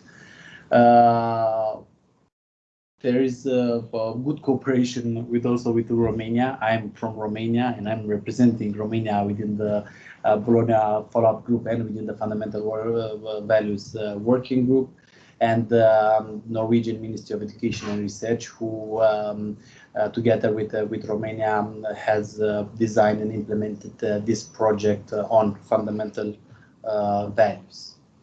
It's important to know that in this process we have worked together and we have consulted the European Commission, the EUA, DAD, that has done a lot of work on fundamental values and supporting fundamental values, but also with ESU and with Liviu Matei and the university that we are here today, where we are here today. The path forward, and I think this is very important for future discussions, including about conceptual references. The path forward for us within the European higher education area is to have a proposal for the next BFEG, for the next mandate regarding conceptual framework to monitor these fundamental values. Then within the next mandate until 2027, we hope that this framework will be finalized and implemented. So in 2027, we would have a report on how member states of the European higher education area are upholding these fundamental values at the national level. this is important because the work that we have done and the work that we will be doing in the future will also be replicated to a certain degree at the level of the European Union, and we'll be hearing more information about this from Dr. Valentina Musso about the project the European Commission has regarding this academic fundamental values as they are conceptualized within the European Commission's project. Thank you. And I don't know if we leave room now for questions or at the end. Then I would like to give the floor to Dr. Valentina Musso. I hope she can hear me because she is online. Yeah. Yeah. Thank you. Thanks a lot. Thanks a lot for this introduction. Okay, I'm gonna try to share the presentation. You should share your screen. Yeah. Okay, that's great. Should be able to. You have the floor. Thanks. Okay. It's coming. Okay, perfect. Can you see that? All right. Good. Okay, so thanks a lot for this introduction, and thanks to Livio for the invitation. It is a pleasure to be online. I was in London a few days ago, so it's a bit unfortunate I can't be there in person, but hopefully next time. Actually, I was introduced, but just to give a bit of background, indeed, I'm Valentina Musso. I met already some of you in person or online for the workshops we are organizing in the context of this project, which has been awarded to ICF by the European Commission Directorate General for Education and Culture. The idea is indeed to explore further the topic of protecting fundamental academic values, and we're doing that with the support of the expert Schulbergen, who couldn't be here today. But I will be moving forward. So just to give you a little bit more context about the project. The project the origin is within the European Commission communication on the European strategy for universities. And it is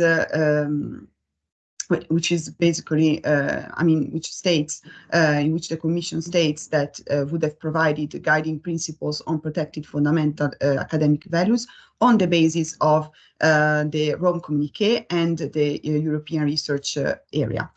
Just to clarify that we are providing the Commission with some suggestions, in the sense that we are hearing from different stakeholders from the academic world, meaning academic experts, rectors, universities, associations, and networks. But then it would be, it will be up to the Commission to decide how to proceed. So at this stage, it's not possible to be determined. The idea indeed would be to develop these guiding principles to help national public authorities and higher education institutions to further protect the fundamental academic values, and also to identify and recommend appropriate measures that the European Commission could take to support indeed these values, of course, with regard to the competencies that the European Union has. Just to say that this initiative doesn't stand in a vacuum, but of course takes into account what is already going on in the area, as we have seen today, including initiatives from also the European Parliament, the UNESCO, the Council of Europe. So there are many ongoing initiatives, and the idea with this project is not to create overlaps, but rather to complement. So far what we have done, we have conducted some desk research, of course, and we are having steering, ad hoc steering group meetings with those involved in the project, which are, of course, ICF, our expert, and the European Commission. Then we are having some consultations. The consultation started last June, and they will end this June. So we are interviewing, as said before, different stakeholders, and we are also attending pre-learning activities, as the one that was held in January in Brussels, the PLA on the Fundamental Values Working Group. We're also taking into account, of course, what is going on in the European higher education area, and we will have two last rounds of consultation foreseen in a month to wrap up the project. The guiding principles, and here I'm going to provide you with some, let's say, insights, preliminary findings from what we have gathered so far. So the guiding principles basically are directed to whom? To the European Commission, to national public authorities, to the higher education institutions, and to actors involved in quality assurance. So now I'm going to provide you a little bit of an overview of possible actions, measures that these actors could take, and these are all key findings that emerge from the consultations and from the activities and from the desk research. So as regards the European Commission, of course, should consider fundamental academic values a cross-cutting issues, and ensure that the fundamental values of higher education remain at the core of the European higher education area and the European strategy for universities, but should also ensure that these values remain an important part, of course, of the European education area, while also ensure that this reference to the fundamental academic values in the EU treaties and in text in the legislation can be made fully operational. How to do that? I mean, there are different ways, but there are some specific measures that came up from the consultations. For example, doing that through appropriate instruments to protect members of the academic community that are subject to attacks or indeed to undue pressure because of their academic work. For example, also establishing a European forum to consider and debate fundamental academic values, or establish an ombudsman institute for fundamental academic values, or also encourage national education systems and higher education institutions to recognize the importance of student engagement and overall community in governance, building a whole culture of fundamental values within the higher education institution. Then what can be done at the level of the national public authorities? So, of course, ministries within the European education area should commit to what they agree on within the Paris, Rome, and Tirana Communiqué, but also examine how the framework for monitoring fundamental academic values developed within the higher education, European education area can be used and follow up with respect to the national context, of course. At regular intervals could be also good to review the legislation with a view to removing any provision which can hamper the promotion of fundamental academic values. Sometimes, I mean, these laws maybe at first are not in contrast with the fundamental values. I mean, in specific contexts, are not harmful, but they can become as such. And also they should consider fundamental academic values as a cross-cutting issues, and therefore considering the impact of national legislations, directives, and policy in all areas where these values are. As regards the specific measures, we have establishing national arrangements, for instance, to report and address violations of fundamental academic values, but also to cooperate, of course, with higher education institutions in order to establish a way of protecting the academic staff and students who come under attack because of their work. Also ensuring, encouraging institutions to recognize, to give added value to those who promote indeed fundamental academic values, for example, by awarding ECTS credits. Establish also special budget lines or programs to facilitate assistance to scholars who have had, for example, to flee their own countries because of political persecution. But also ensure that public funding for higher education and research is adequate, and also that is provided within a framework that ensures the financial autonomy of the institution. And then we have the policy framework. So in this case, when it comes to higher education institutions, what they can do. So, of course, make fundamental values leadership issue, meaning that, I mean, trying to develop, to invest in having internal guidelines for implementing such values, but also try to create fora spaces to debate such issues. And to allow everyone, to students and staff, to be represented and to be heard, to be transparent in the discussion. So overall, creating an environment which prompts freedom of expression, raise awareness of fundamental values within the academic community, and offer also training to both staff and students in doing this. And again, establish ways of protecting staff and students who might come under attack for their work. As regards to specific measures, as I said already, I was already anticipating, mainly it's creating a space for debate, a safe space for debate, but also it's very important to engage with all the relevant stakeholders who are involved in the issues at stake, which means engaging also with political decision makers, legislators. So it is really important that there is all the relevant parties are involved in this discussion, and to help indeed to really understand the importance of fundamental academic values, not only within the higher education context, but of course also outside, to raise awareness of what is out there, which is really important. And then there is some space for thinking about the role of quality assurance.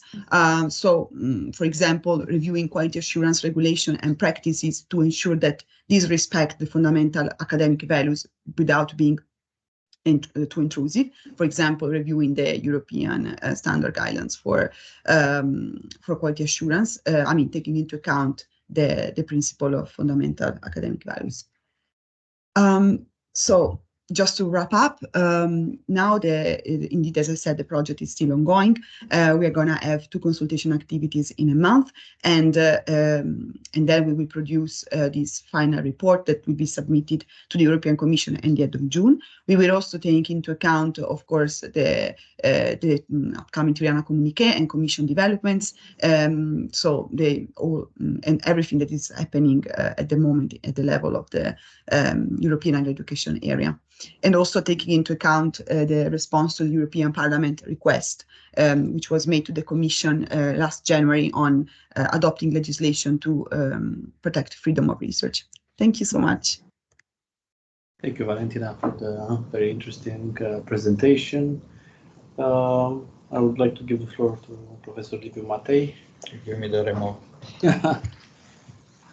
Well, I think we had very interesting presentations and a little bit of discussion as well today. And I feel, how should I say, vindicated in the academic sense that the kind of hypothesis that I presented at the beginning might hold. That indeed this is a time, recent years, 10 years, were a time when a lot of changes, both challenges to academic freedom and related concepts, and also new conditions have led to new efforts to reconceptualize these values, but also efforts to adopt new norms, models, guidelines of implementation assessment. And we have seen all that in the presentation. Magna Carta developed a new Magna Carta declaration. International Science Council did all the work that you heard about it. Scholars at Risk and others work on the principles for implementing the human right to academic freedom. You also heard what is happening in the European higher education area, which, by the way, comprises nominally at least 49 countries, all European countries minus Monaco at present. And Russia and Belarus are still members nominally, but they are suspended given the war to Ukraine. So a lot is happening, as we said it happens. But where are universities in all this? So this is, however we define it, it is about universities and people in the universities, students, professional staff, academic staff, also people working in higher education institutions, not only universities per se. Where are institutions themselves in all this? We didn't hear much, right? So a lot is done for them, about them, but largely without them.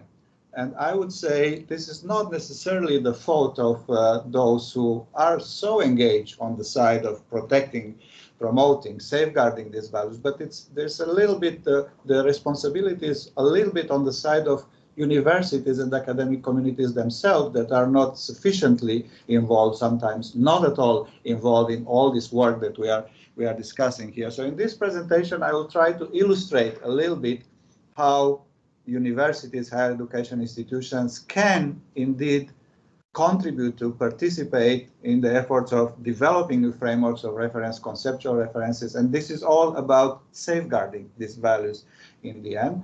And I'll have to see, to what degree of detailation I will go. But I wanted to say that in essence, we are talking about the fact that, of course, universities have to develop their own policies and guidelines about these values and principles. Denise mentioned that very strongly. David also mentioned that. But there's more than that. Universities can and should do research about what is happening. And that is academic research and applied research, as I will try to illustrate here. And they can use the research in order to contribute, to shape actual policy efforts, policy endeavors, in order to develop these frameworks, shape these frameworks, and the action that is happening there. So this will be an illustration of that.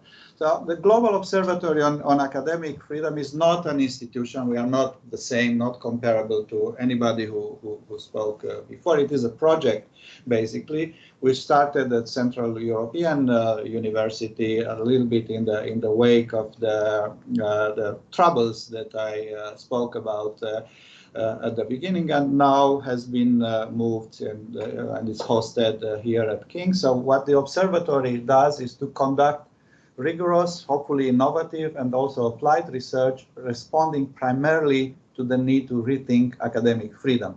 What we also do, and I should have added this to the possible contributions of universities, is to stimulate debates, connect, engage stakeholders to reflect on possible ways to preserve academic freedom and democratic society. That's a little bit what we are doing here, trying to bring together stakeholders in the sense of institutions, individuals who have a lot of stake on this and also have a lot of experience, and see what we can learn from each other and maybe then act independently or together better.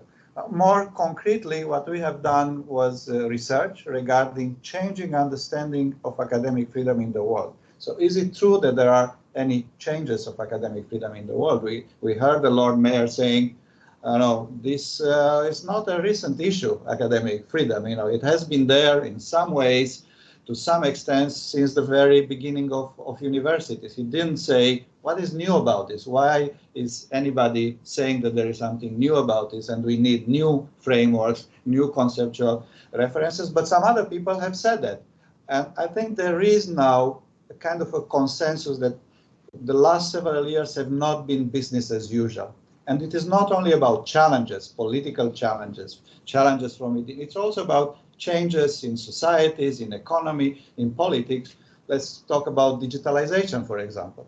Humboldtian definition of academic freedom doesn't work there.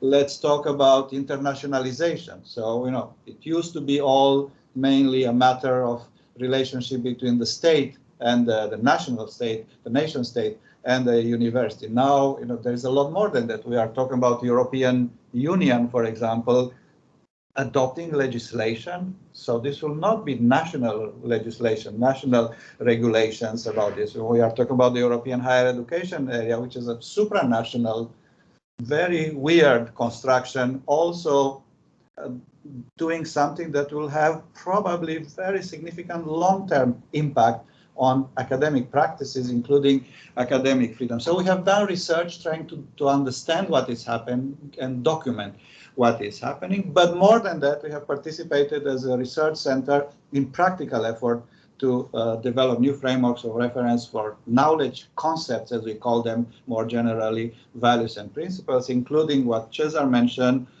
leading now the effort to develop no less than a pan-European mechanism to monitor fundamental values of higher education in all European countries. So that was quite a fascinating research project, but also policy and political project, to be honest. At the institutional level, David mentioned that this earlier. Last year, we supported our Vice Chancellor in organizing this presidential series on academic freedom, which resulted in a set of principles for reimagining academic freedom, which is again intended as a contribution of the university. So if you read the principles, and you can just click here, I'm not going to discuss them now, let alone read them all. Now, one principle is that there is a need to reimagine academic freedom, and we try to explain why. Another principle is that university should play a role, maybe even lead this process of reimagining academic freedom. We also say academic freedom is not just a human rights entity. It's more than that. It is not just a legal entity. If we reduce everything to legislation, we will run into troubles and so on. But this was a university contribution to the discussion about academic freedom, and also as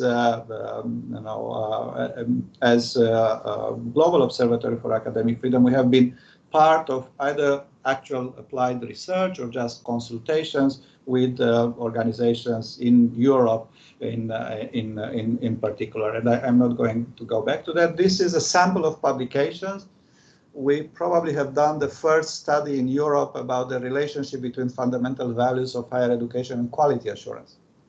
No, there is a big incipient discussion. Can quality assurance help with safeguarding fundamental values, or rather the contrary? So this was a study to show what is happening on the ground in Europe at the intersection between fundamental values of higher education and quality assurance. There was another study about academic freedom in Columbia University, very, very interesting. Quite now daring attempt, the third publication there, to map changing understandings of academic freedom in the world during the pandemic. They were not really related to the pandemic, but it was at the time when we also had the pandemic, and then quite a few other studies and publications. I spoke a little bit at the beginning about frameworks of reference and conceptual reference for academic freedom, and I'm not going to go back to that now, but this is also a theoretical contribution of the Global Observatory. These are, so to say, it's a conceptual framework and an analytical framework to study and understand what is happening. And I think we saw a lot of that here today. You know, there's a new understanding, new definition of academic freedom, a new definition of interrelations between academic freedom and other values. Freedom of research is redefined, the right to education is redefined, and so on. So we think that this concept of conceptual reference is very helpful, but then these conceptual references are usually part of frameworks of reference, so framework of reference for action, which include more than just conceptual references, guidelines for the practice of not only academic freedom, but other values, elements of codification, institutions, institutional mechanism, including monitoring, that are supposed to be included. And this is explained in a publication that we wrote with a colleague from King's, who very interestingly works at the China Law Institute here. So this is another type of content. It's not just the result of a research, but if you wish, it is a research tool or research lenses in order to facilitate a better, we hope, understanding of what is happening. We also propose a taxonomy of frameworks of reference and conceptual references, and we believe that sometimes this work happens at the institutional level or interinstitutional level. In the UK, for example, the Academic Freedom and Internationalization Working Group, which is an inter-university group of academics, basically propose a code of conduct, which is to say a university-generated code of conduct for practice and protection of academic freedom. This is not national, it is not regional, it is not global. It's institutional or interinstitutional. There are many developments at the national level, good or bad. No, and I kind of refrain from qualifying this developing, so I'm talking more about how to study them. But if we look at what is happening in Florida, for example, that is a new framework of reference for academic freedom started with legislation adopted or proposed, sometimes enacted and then disputed about academic freedom and freedom of speech. So that is not a national level, it is a state level, obviously, because the United States are a federal country. But that is an example of new and emerging frameworks of reference for academic freedom and other values. The European region has several such attempts. So there is the European higher education area, and there are two in the European Union, one led by the European Commission, and even within the European Commission, there is one directorate focusing on freedom of research, and another directorate, the one that Valentina spoke about, focusing on academic freedom. So, there's quite a lot, often overlapping, sometimes confusing, occasionally even contradictory, but we believe that this tool these lenses that we are proposing help at least to understand what is happening, and we have no ambition of trying to coordinate all this. It is not obviously our responsibility, or we don't have the capacity for that even, but I believe it is good to create platforms for such institutions, organizations, agencies to talk to each other, at least. And I think, as David said today, we learn a lot when we see what is happening in South Africa. For me, it was fascinating to see how the Council of Higher Education has identified 3 values, which are different than our 6 values in the European higher education area. What are these values? Why exactly these values? How are they codified? Why? What is the impact on them? So the possibility to learn about others, to study what others do, I think it's quite fascinating, and we imagine this as a potential contribution that we, as a university-based research center project, can make. I'm not going to discuss these frameworks that they are all mentioned here today. Or maybe I should say it is sometimes very interesting if we go to the American Association of University Professor Statements, 1915, 1940. That is a statement, a conceptual reference for academic freedom adopted in a particular professional context. First of all, the Association of American University Professors, but it did become a global reference, nevertheless, which is also quite interesting.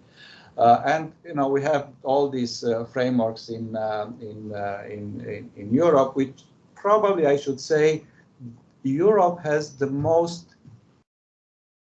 Well, maybe they have the most developed, I don't know, to be honest, but quite developed frameworks of reference for these fundamental values. And this is quite extraordinary if we look only at the European higher education area. So we, in the 49, 47 countries, we have an official common list of fundamental values of higher education, exactly 6. And we know what they are. So this hasn't happened before. So, it is not truth, it is not solidarity, it is not sustainable development, it's academic freedom, integrity, institutional autonomy, student and staff participation in governance, public responsibility for and public responsibility of higher education. And then we have more than that, commitments by all members of this higher education area to change their own legislation in their countries, in their systems, and align it with the jointly adopted definition. This will not happen in all countries, for sure, but it will, not immediately, but it will happen in some. So this gives a new direction to a lot of what will happen in the next, I don't know how many years in Europe, and then we have an implementation mechanism, which is this monitoring frameworks. There are also national frameworks, which I'm not going to discuss. I did speak about institutional and interinstitutional frameworks. So I will stop here, and maybe I'll add a conclusion here. There are 3, not only 2. The first one, number 0, is that there is a lot that is very interesting happening in Europe, and we very often tend to believe it's only us. It is not only us. There are very interesting, similar, sometimes complementary developments that are happening in other parts of the world, and opening our up our eyes, and zooming out might help us to calibrate better our own efforts here in Europe. The number one conclusion here after zero is that there are indeed significant and impactful efforts to develop new frameworks of reference for academic freedom and related values and principles, and at a different level. Maybe I should stop a little bit here and say what is also fascinating about the European higher education area development is that monitoring, for example, will not be about a single value, but about a cluster of values. And that is very helpful methodologically and otherwise. There is a lot of discussion, and we had it here, for example, as well, academic freedom and university autonomy. Are they one and the same? Is autonomy part of academic freedom or the other way around? And how do you measure them? How do you monitor them, not agreeing what they are? We don't have this problem in the European higher education area because these values are there together, and all of them will be monitored independently, so to say, but also in their interrelation. And final, there are very significant efforts to develop such efforts, but I would say they are not sufficiently coordinated, / they often ignore each other. And this justifies the slash in the title of this slide. These are in a way conclusions, but they are rather points for discussion. Thank you very much. Thank you very much, Professor Matei, for the very interesting presentation. I would open the floor for comments, questions, both from the audience present here, but also from the participants in the online environment. I will have some help in seeing who wants to take the floor from online, but first here I have Rob and then the colleague behind. Sorry for not knowing the name. Can you introduce yourself? Yeah, you can introduce yourself. So. Yeah, my name is Rob Copeland. I work for the UCU in the UK, but I also have some involvement in the Fundamental Values Working Group as part of the sort of European trade unions. I would agree with you, Olivia, about the whole day has shown the development of kind of global and European frameworks, references for a whole multitude of actors. So an increased focus on that. Yet at the same time, I guess we've also seen at the national and institutional level increasing evidence of them under assault. So there's a kind of one is perhaps a reaction to that, but also how do we move from that situation where there's just a lot of good work taking place, but actually, what are we seeing on the ground? Well, I suppose my specific question was about your comment was the throwaway one about that actually at the institutional level and even at the academic staff level, there is not much engagement with these issues, what's going on. And I guess why is that? Why do you think that is the case? I mean, I can speculate from a UK context, but there are particular dynamics here. But is that true outside the UK? If so, what I'd be interested in your reflections on why there is that disconnect between this work that's taking place, national, regional, and so on, but at the absence of the institution and the sort of academic involvement. Yeah, well, this is a very good and difficult question, and I cannot claim that I know the answer or the full answer. I mean, it is something that is known that we academics tend to take academic freedom for granted in democratic countries or in reasonably democratic countries. It's a little bit like the air. We have it, we breathe it, it's fine. It's only a problem when the air is polluted or there is no air, and then we start to think about it. And that should be normal in a way. I mean, that academic freedom is really a precondition for academic work. It should be there in order for academics and universities to be able to pursue and fulfill their mission, which is not freedom of expression, frankly, but it's production, transmission, dissemination, and use of knowledge. So there is perhaps a little bit of inertia. I mentioned the case of Central European University. That university never had a policy about academic freedom. Because it was created after the fall of the Berlin Wall, everything was fine. When the Hungarian government said, no, you cannot teach this or you cannot teach at all, it became an issue. And almost everybody became engaged with that. So, in some countries it is not a problem, and when there is a problem, probably it takes a while to activate those that should be involved in such. Then now there is also, I think, an issue of I don't know how to call it, political tectonic plates. So there's a lot of discussion in the UK right now, more than a few years ago, but this is largely led by political, whatever we call them, desiderata, and by what is in the media, right? So it's no, it wasn't homegrown or coming from inside the university that much. So we react to what we see in the news. Is there restriction of freedom of speech on campus or not? But that is an important matter. Freedom of speech is an important matter. But what about? Okay, we don't have a lot of time. So I'm going to go back where I said. So I don't know exactly. There is quite a lot of research about academics being involved, not being involved, what they are not involved. Some of that has been done here in the UK by Terence Caron, for example, who showed a few years ago that most academics say, I don't know, when they are asked what is academic freedom, for example. Thank you. Thank you. But as a non-academic observer, perhaps I could just comment on some of the things I've heard.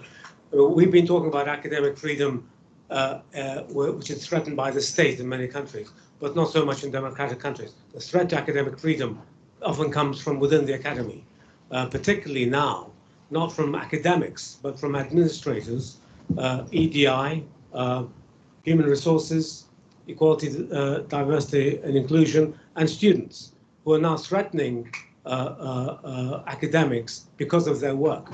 So, for example, Kathleen Stock at Sussex and Joe Phoenix at the Open University were hounded out of their work. They never got any support from the UCU at all, or from their professional colleagues. In fact, they were hounded out by their professional colleagues. The threat is often coming from so-called codes of conduct within academic circles, which are adopted without much discussion, actually, and using words like safe, making people feel safe, or not making people unsafe, and include these codes of conduct are actually precluding the free and open discussion of even biological reality. So we are now embarking on a new form of Lysenkoism, where certain things are apparently can be denied or distorted for ideological reasons, and actually justified for ideological reasons. How can this possibly be in the name of academic freedom? And this is particularly concerning because even human rights organizations are now attacking academic freedom in the name of human rights. In the name of human rights. So we have internal sabotage based on a kind of bogus moral high ground from people who have never undertaken any real academic work, particularly I'm talking in the pure sciences, where they have no business interfering, because scientific facts cannot be determined by outsiders. They can only be determined by people within that scientific discipline. I mean, that surely has always been an overriding principle from the beginnings of the Royal Society onwards. So I'll leave it there. Thank you. Well, I don't have much to say. I think it is academic freedom is both an elusive concept and a difficult concept, and I think sometimes regulations, including internal regulations, can be counterproductive. But for me, it is very important to remember at all times that what is at stake is knowledge as a public good. So academic freedom is a precondition for the production, transmission, dissemination, use of knowledge as a public good according to certain academic standards. So that should be the decisive factor. And when we go to ideological positions or political positions, we go into trouble. So. Yeah, and about academic standards, we have two questions from our colleagues online. Yeah. One of the questions states that in the attempt to protect academic freedom, how do the EU and EHEA account for the fact that academic freedom also means adhering to academic standards, which they do not develop themselves? I refer here to the vital role of the academic professions, which we should also not confuse with universities. Yeah, but this is a very good point, and I can only speak for the EHEA. I think the definition of academic freedom, this conceptual reference, is very good. In part because it includes reference to academic standards. You know, I have drafted that sentence, but also because it is the result of broad consultation, including with trade unions, for example. Rob has been there. I'm not sure about the others that much. So because, you know, if, as we discussed earlier today, if we look at academic freedom as a human rights rather than an academic value or an academic principle, the reference to academic standards, you know, it's less evident, I would say. But that's that's a complicated discussion. And this gets me to the next question about how are students involved in developing these values.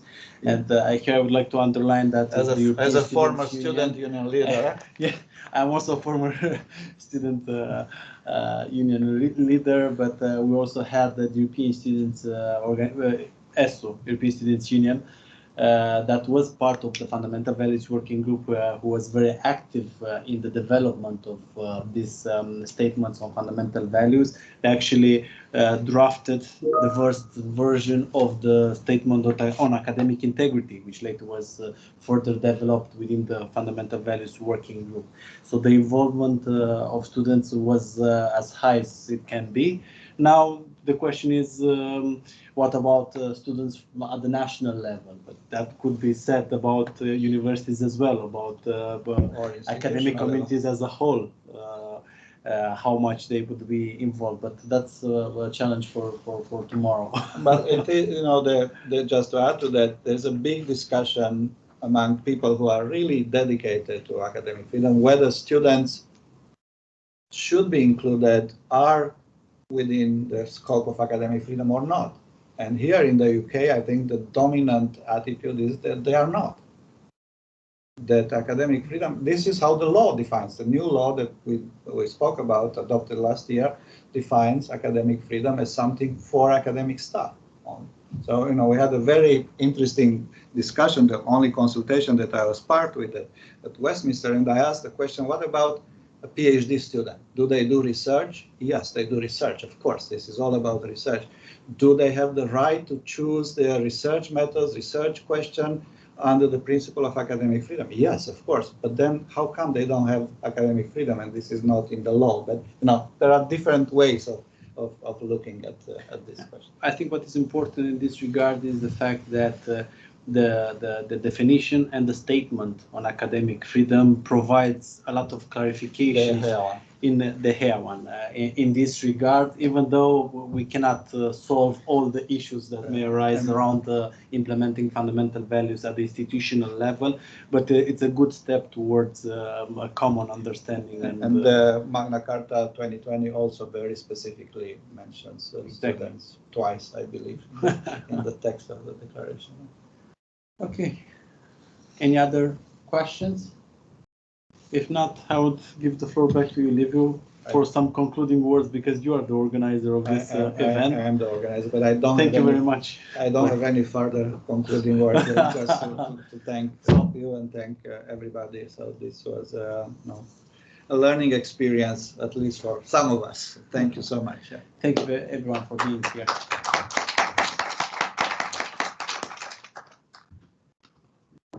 Eu voi pleca și imediat.